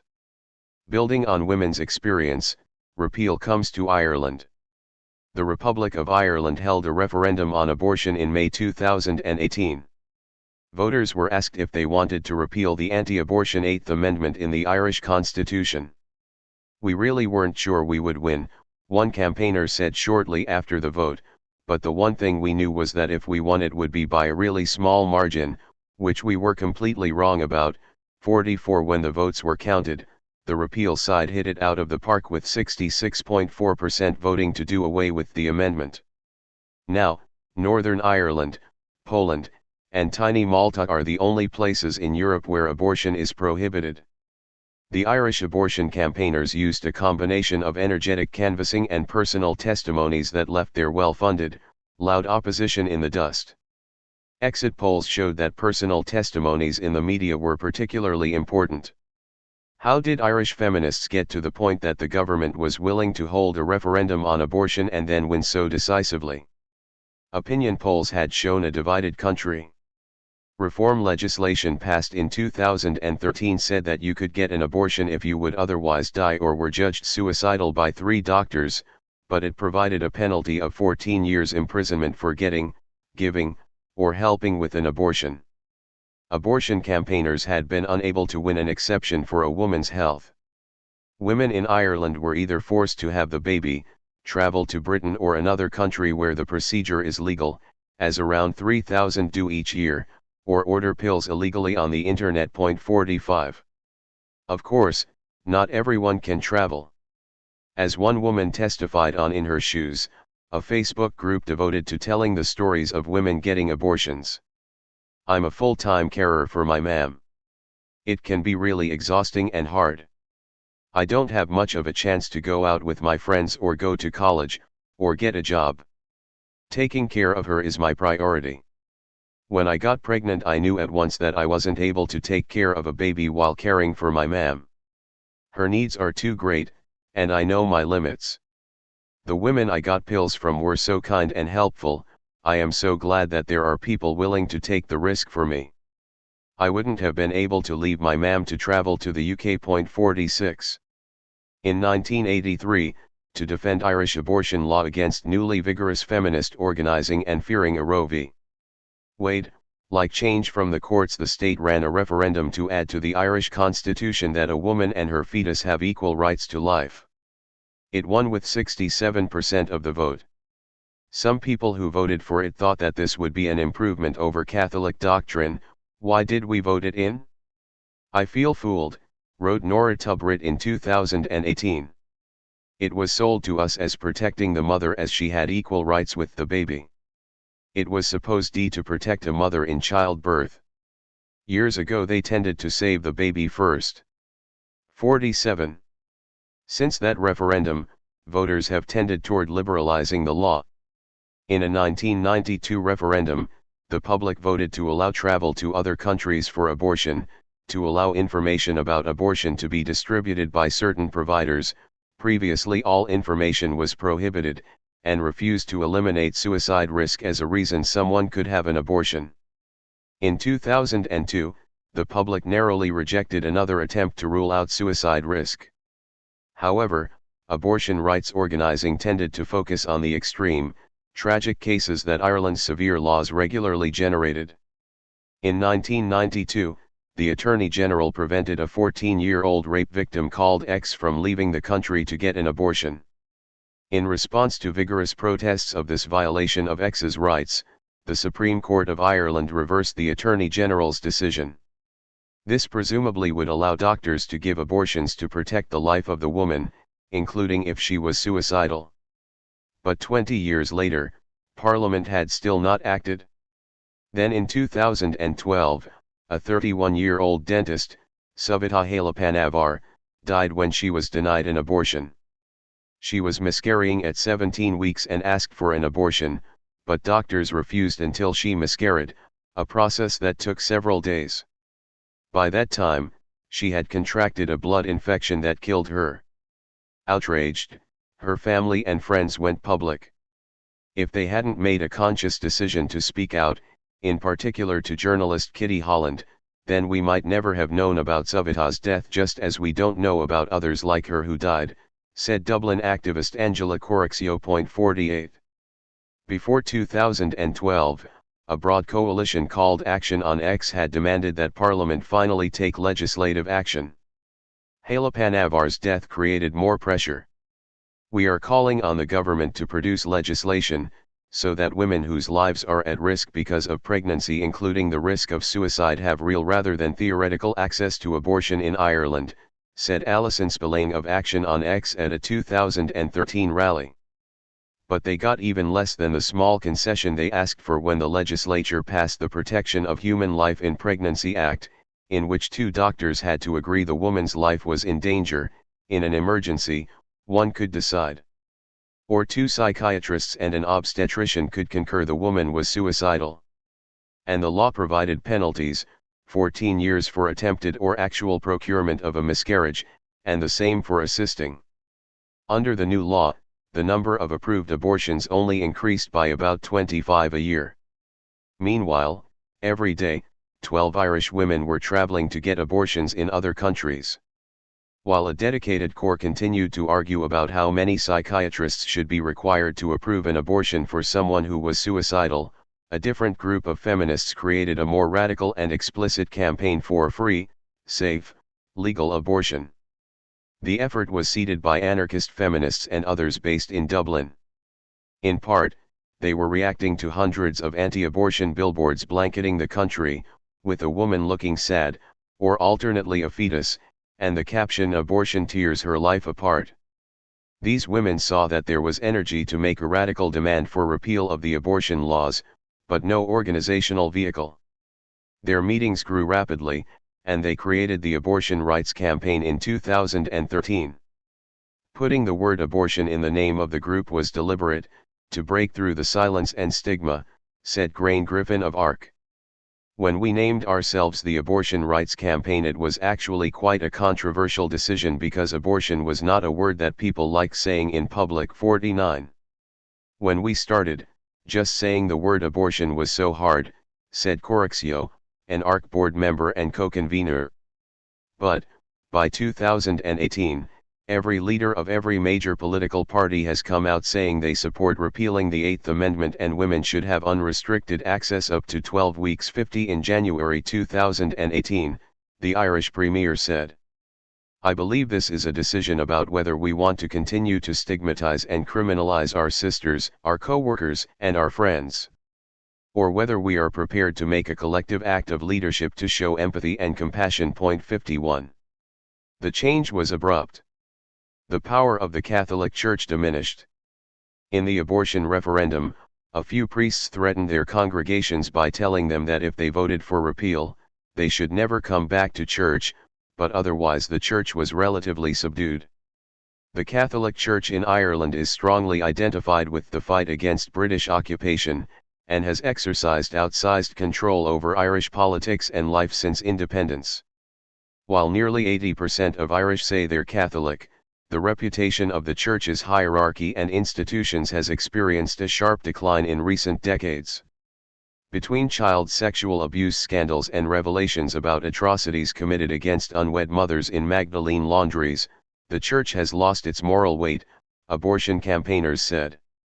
Catholic-inflected medical practices have also come under scrutiny as 1,500 women demanded recognition and compensation decades after they underwent a barbaric birthing procedure, the symphysiotomy, in which the woman's pelvis is sawed in two to allow passage of a difficult birth. The practice was dropped long ago in other countries in favor of caesarean sections but persisted in Irish maternity hospitals until 1984. In the Irish medical regime, women were vessels to be broken open to get the fetal prize, not self-determining human beings with rights to health and life. Years of debilitating pain and mobility issues afflicted the women, who had not been told what was being done to them. These horrors were brought right up to date in the case of Ms. Y, an asylum seeker who had been raped just before she got to Ireland, in 2014.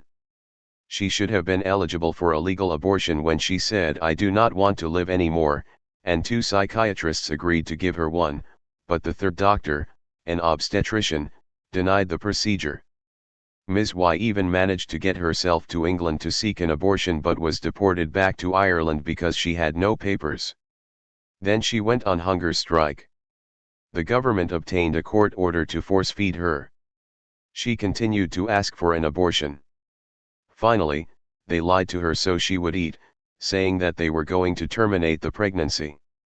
At 25 weeks, they gave her a caesarean section against her will. In 2016, she sued the state for assault and battery, reckless and intentional infliction of emotional harm, false imprisonment, and deprivation of liberty. Meanwhile, the free, safe, legal abortion marches in Dublin had been getting bigger. In September 2012, just before the formation of the ARC, an abortion march drew 2,000. Rallies for Ms. Y drew similar numbers and spread to Galway, Cork, Limerick, and Belfast in the north. By 2016, the marches were drawing 20,000, and then 40,000.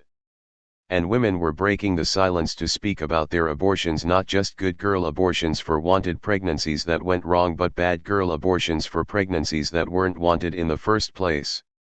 A longtime Irish Times columnist and mother of two, Roisin Ingle, wrote in 2015, "My experience is not something strange or unique or uncommon.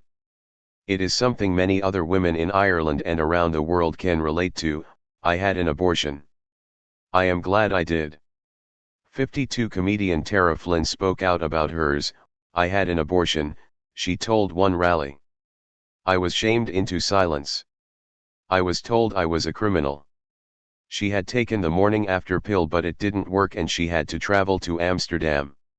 She found some humor in the situation. "This all happened because of an unsatisfactory fumble, on a beanbag." 53. Human Rights Watch, Amnesty International, and the United Nations had all condemned Irish abortion policies, but the government snapped to attention when the European Court of Human Rights started awarding women cash settlements when they were prevented from getting abortions in Ireland when their fetuses were dead or dying. 2 women received €30,000 each in compensation from the Irish government, and the Irish system was generating many more such women every year. Additionally, the growing practice of illegal pill abortions, around 2,000 a year, may have caused some urgency. Prime Minister Leo Varadkar, a doctor and former health minister, stated in January of 2018, "We already have abortion in Ireland but it is unsafe, unregulated, and unlawful. We know that many women are obtaining abortion pills through the post to end their pregnancies, without any medical support, or counseling, or supervision. 54. Under pressure from newly bold feminist demands, growing demonstrations, the European Court, the United Nations, and public opinion, the government convened a citizens' assembly made up of 100 Irish citizens, selected to be representative by age, sex, social class, and geography. Abortion advocates did not expect much from the assembly, and suspected it was a delaying tactic. But the assembly recommended repeal of the Eighth Amendment and free abortion on request for the first 12 weeks of pregnancy. I guess we didn't have enough faith in people, Correxio of the ARC reflected later. 55 An additional panel of experts equivocated, but also advocated abortion up to 12 weeks. Thus hemmed in, the government created a referendum to repeal the Eighth Amendment to the Constitution. They stated that if the Eighth were overturned, they would introduce legislation to allow abortion on request up to 12 weeks, and after that if there was risk to the life or health of the woman or fatal fetal abnormality. 56. Many activists saw it as a once-in-a-generation chance to change the law, and they poured themselves into talking to as many people as possible about abortion. They publicized hundreds of testimonies of women who had had abortions, and not just those whose fetuses were fatally damaged or who were diagnosed with cancer. The Facebook group In Her Shoes posted anonymous testimonies from women who had gotten pregnant by the wrong guy, or at the wrong time, or just didn't want children, or had their hands full raising the children they already had. In Her Shoes testifiers noted the power of breaking through the stigma that served to keep people silent. I was 21 when I found out I was pregnant, and we both knew that I couldn't continue with the pregnancy. Neither of us regret the decision to have an abortion, but the shame, silence, and secrecy that surrounded it were absolutely horrific. We did not have a diagnosis of a fatal fetal abnormality, I was not raped, I was not a victim of incest, and my life was not in imminent danger, but this was the decision that we had to make. My only regret is that I accepted the shame that this country and its people put on women and have carried it for so long. For too long. 57. Another wrote. Not long after I started university and met my first serious boyfriend, I discovered I was pregnant. I was 17. When I was considering writing to you, I realized that despite the relatively liberal circles I moved in 15 years I have never had a conversation with another woman in Ireland who has had an abortion. 58. According to exit polls, this was a very effective way to reach voters. 30% said they were affected by hearing stories about abortion in the media, and those voters were more likely to vote repeal. When, soon after the referendum was announced, several pro-choice nonprofits were unable to coalesce into a united repeal campaign, the ARC brokered a coalition with the National Women's Council of Ireland and the Coalition to Repeal the Eighth Amendment to create Together for Yes. Given polling data, everyone expected the vote would be close. But a 2015 referendum on same-sex marriage had passed by 62%, over Catholic Church opposition, and this gave them hope. There's a lot of secrecy and shame in Irish society. So with marriage equality, people realized what it was like to be proud of something. We can be a progressive society and a society that cares for each other, Correxio said. 59 That positivity shone through. Together for Yes didn't spend time trying to bash the other side or argue with their religious views. The opposition was angry and aggressive, and graphic anti-abortion posters blanketed the country. People didn't see themselves in it, Correxio reflected later. There are too many people who've had abortions here. They don't appreciate that, for example, their daughter would be called a murderer. That's not how they think of themselves. 60. Unlike many abortion rights campaigners in the United States, the movement did not assume that people were unmovable on the issue. In fact, the campaign relied on moving people who had not thought about abortion much or had just adopted church disapproval as their own. The campaign asked Irish people to focus on their own experiences and the experiences of their neighbors. Many people who had never told friends or family about their abortions recounted their experiences for the first time during the campaign. In another tactic to break the silence, The campaign sold thousands of repeal sweatshirts, and campaigners made a point to wear them when traveling to show support for women who had to travel to get abortions. The campaign's mainstay was canvassing. Knocking on doors and talking to people is more common in Ireland than in the United States. Politicians often canvass even when they're not actively campaigning for office. The Together for Yes campaign was able to have one-on-one conversations about things that many had never spoken about before. It was also the main way thousands of new volunteers were incorporated into the campaign. After a training, they could throw their weight toward the yes side by direct in-person discussions with people in their communities. There were canvassing groups in every county and several in Dublin, which sent canvassers to neighbouring areas. Northern Irish campaigners canvassed counties across the border. Some people became self-described canvassing addicts, thrilled to have conversations that engaged and moved people. The canvassers focused on those who were neither a hard yes nor a hard no, those who were unsure or ambivalent. In some areas, they returned to talk to them again and again. Irish citizens who live in other places were eligible to vote if they had been gone less than 18 months, but they had to return to exercise that right. Like they did for the marriage equality referendum in 2015, many came home to vote. The campaign made moving videos encouraging them to participate in a once-in-a-generation chance to make Ireland a safer, fairer place for women. 61 They compared the trip home to the trips abroad that Irish women had to make to exercise their rights. Those who couldn't return bought tickets for those who could. As part of Together for Yes, the ARC did shelve their free, safe, legal slogan, hoping to attract votes from those who might oppose complete legalization but were distressed by the X, Y, and Halapanavar cases and the treatment of pregnant women by the medical system. It's not clear whether this was necessary. After the referendum, the ARC went back to free, safe, legal with no gestational limits. While Ireland's health system is not comprehensive, it covers pregnancy, birth, and maternity care, and ARC argues that abortions should be included. The effort exceeded even the most optimistic expectations of the yes side. 3 lessons seem clear: our opponents on abortion are loud and have powerful backing and therefore seem numerous, but this might not turn out to be true. Both the Citizens' Assembly and the vote surprised campaigners. Second, we gain more power, not less, when we make bold demands covering everyone. And third, testifying about our own experience is still the most powerful tool we have in the abortion struggle. It cuts through the silence and the debates about moral absolutes and brings us back to the real world, where women's freedom hangs in the balance. A women's liberation strategy. The young radicals who started the women's liberation movement in 1968 didn't expect women could be free with capitalism intact. Many had already risked their livelihoods and lives in the civil rights and anti-war movements and the New Left. While men were sexist in those movements, that was not the only thing that made them decide to start an independent feminist movement. After all, men were sexist outside those movements, too.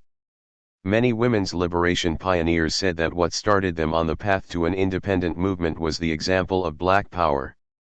In some cases it was the explicit instruction to whites in the civil rights movement to go fight your own oppressors, or the inspiration of uncompromising leaders like Malcolm X. 62 Most saw organizing for women's liberation as recruiting a new constituency to the general freedom movement while creating an independent female power base to make sure rhetoric about equality and freedom for all included women. 63.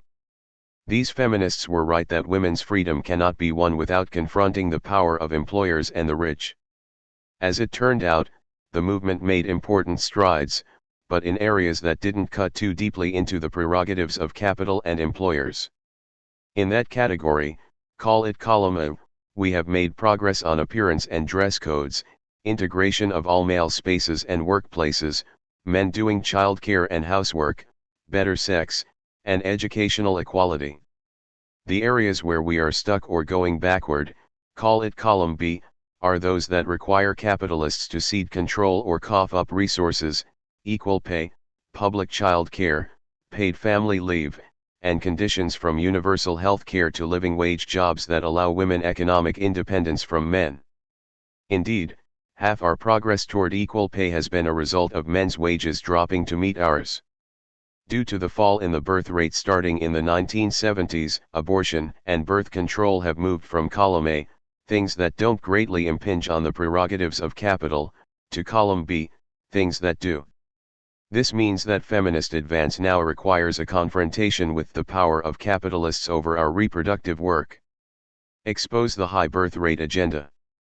The power structure could accommodate our demands on abortion when birth rates were already quite high, but as birth rates have dropped below replacement, they've started coming for our reproductive rights.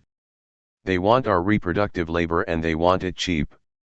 So far, they've been getting it cheap, while we face a crisis. Even in the best conditions, raising children can be complicated, stressful, and full of heartache at the same time that it can be delightful, rewarding, and full of love. Add money and time woes, and partners who don't fully participate, and many women are deciding against having kids, or stopping at just one, resulting in an informal birth strike. 64. Making you have a child even though it will require too large a sacrifice in every other part of your lifetime, energy, money, health, education, housing, professional or creative aspirations, relationships is not an unfortunate unintended consequence of abortion restrictions but their primary goal. This is why there's such a fight over who will control the process. If women had complete liberty on reproduction, we'd be free to demand better conditions or refuse the labor. Is it enough to say abortion is an economic issue? Katha Pollitt writes that reproductive rights are not a distraction from the important, economic issues. They are an economic issue. Without the ability to limit and time their pregnancies, women will always be disadvantaged at work and subordinate to men. 65. Abortion allows women only to have children they want and can raise well. 66. But there is a problem with defending abortion this way, as both Red Stockings and reproductive justice advocates have pointed out. It suggests that the solution to our economic struggles is to not have kids. But this is just one more way we are expected to accommodate ourselves to an economy that stovepipes the good things in life to the top and leaves us with ashes. Depriving people of the opportunity to have kids is like depriving them of the opportunity to fall in love, writes Maureen T. Cosick. 67. Yet this is the only solution the Democratic wing of our political elite is willing to contemplate in response to the disaster their policies have made of family life. Certainly the redistribution of wealth required to create universal child care and health care is off the table. Universal health care will never, ever come to pass, Hillary Clinton intoned during the 2016 presidential campaign. 68. Her child care proposals consisted of a blizzard of acronyms, tax credits, and special dispensations. These are the dim horizons presented to us by the establishment, and the Republican program looks to be forced pregnancy. So is more socialism the answer? It is often implied that socialists and communists are as bad or worse than capitalists on reproductive rights, with Romanian orphanages and Chinese forced abortions portrayed as typical. But countries with socialist revolutions in fact led the capitalist world in freeing women from forced childbearing. As capitalism has returned to formerly socialist countries, coercive pro-natalism has come back with it, suggesting that capitalism's requirement for endless growth is in conflict with women's reproductive freedom. The first country to overthrow its reactionary abortion laws was Soviet Russia in 1920, shortly after the Bolshevik Revolution. Eastern European governments followed after World War II, along with the revolutionary governments in Korea, China, Cuba, and Vietnam. By contrast, it wasn't until the mid-1970s that Western European countries allowed abortion at a woman's discretion. Why were the Reds better? Certainly, communists and socialists were willing to challenge the power of the church. But also, these governments valued women as workers, comrades, and even soldiers, roles they couldn't take on if burdened by the uncontrolled childbearing characteristic of the old feudal and capitalist regimes. The revolutionaries understood the old systems of individualized housework and childcare to be inefficient and harmful to women's self-development. Lenin described housework as a daily sacrifice of self to 1,000 insignificant trifles, and railed against men who didn't contribute. 69 The Soviet government made it a priority to relieve women of childcare and housework with daycare centers, cafeterias, and laundries. 70 In 1970, the government of Vietnam stated, creches, infant classes, canteens, restaurants, and service groups have helped lighten household chores for Hanoi women, who are thus in a better position to take part in productive work and to increase their productivity. In addition, our sisters have more time for cultural, political, and professional studies, and for rest. 71. And that was in the middle of a war of extermination conducted by the United States. Additionally, constant growth of the population has been less important to socialist governments than to capitalist ones. There was the ill-fated and outrageous Romanian attempt to raise the birth rate by banning abortions and surveilling women's reproductive systems, 1967 to 1990. But that seems to have been the exception that proves the rule. We now have 100 years of various socialist countries to compare, including ones that have gone back to capitalism, and a pattern has emerged: as capitalism returns, so do demands for higher birth rates. For example, Communist Poland made abortion widely available in 1956. While the post-war birth rate declined steadily, from 3.6 in 1956 to 2.2 in 1986, the government didn't restrict abortion. But in 1990, immediately after the return of capitalism, abortion was limited, and then in 1993 it was outlawed with exceptions only for rape and health.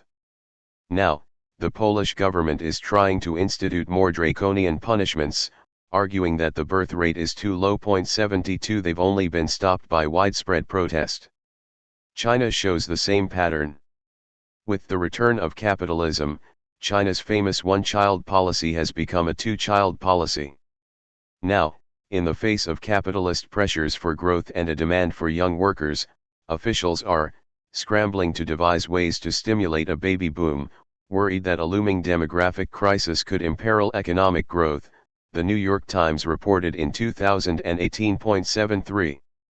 Anthropologist Kristen Goetze writes that socialist and communist bloc countries had a pretty good feminist track record, much better than the capitalist countries, not just on abortion but also on incorporating women in science, medicine, engineering, and leadership roles.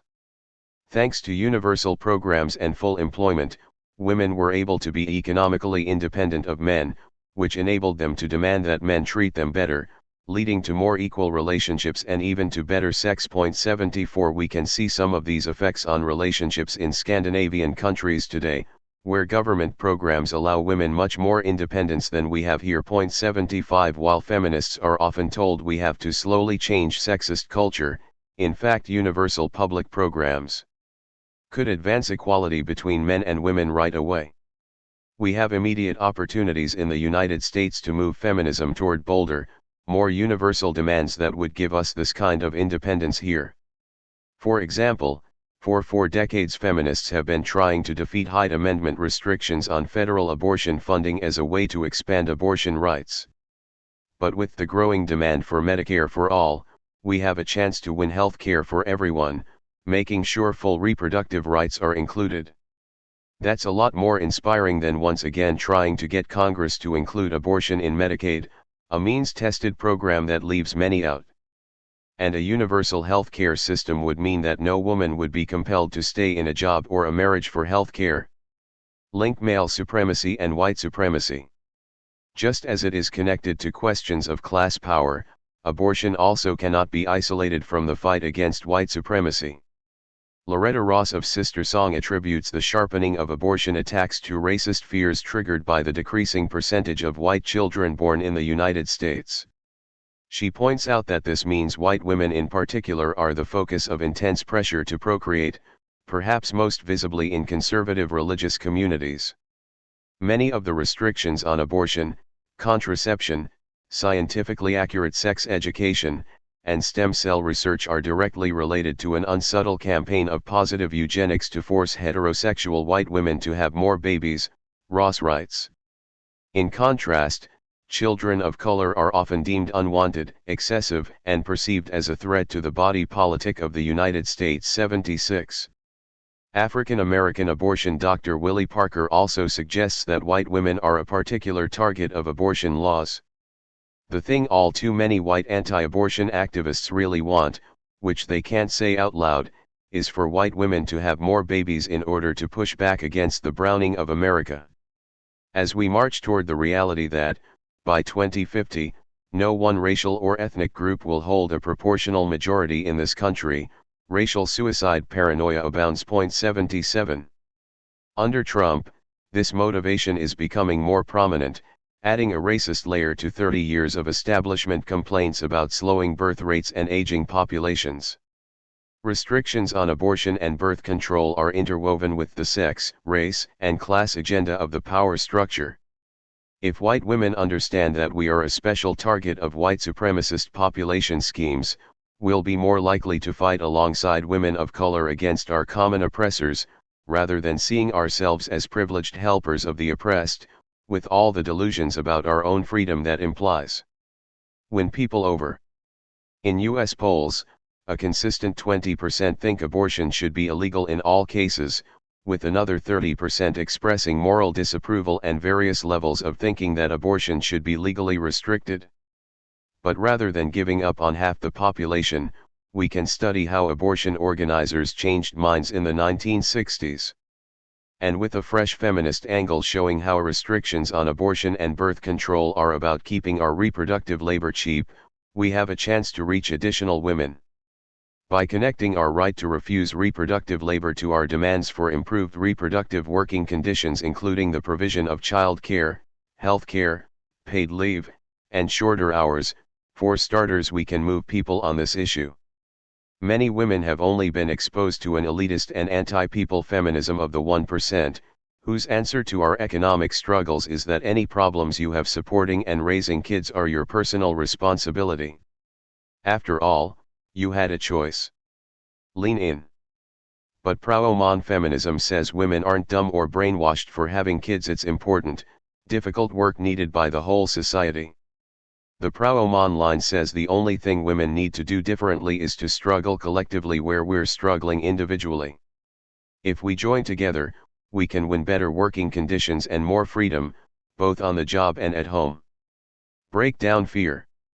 Organizing is based on breaking down fear, and with abortion there is fear everywhere: fear you will be rejected by your family or other loved ones, fear of being known as the one who had the abortion and the rejection by employers, partners, friends, or co-workers that might cause, fear of being attacked publicly or threatened privately, fear your children will be affected by stigma.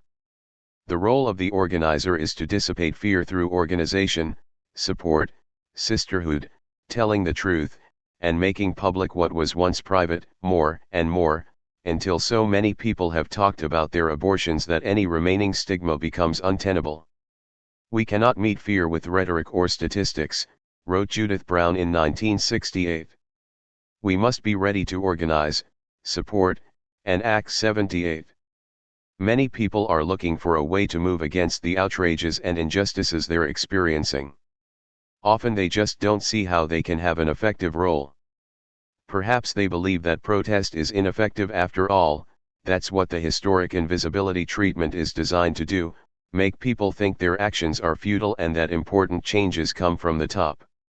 This is why it is not an imposition to ask someone to take political action, speak out, march, join an organization, contribute money, meet, plan, petition, canvass, picket, sit in, occupy, violate laws, strike, vote. In the illegal days, Parents' Aid made women march in public demonstrations to receive abortion referrals.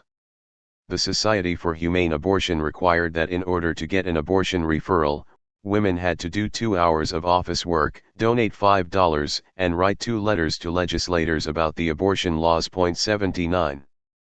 Shout Your Abortion has again shown that women are willing to say their names and speak about their abortions, and not just good girl abortions where a wanted pregnancy went wrong.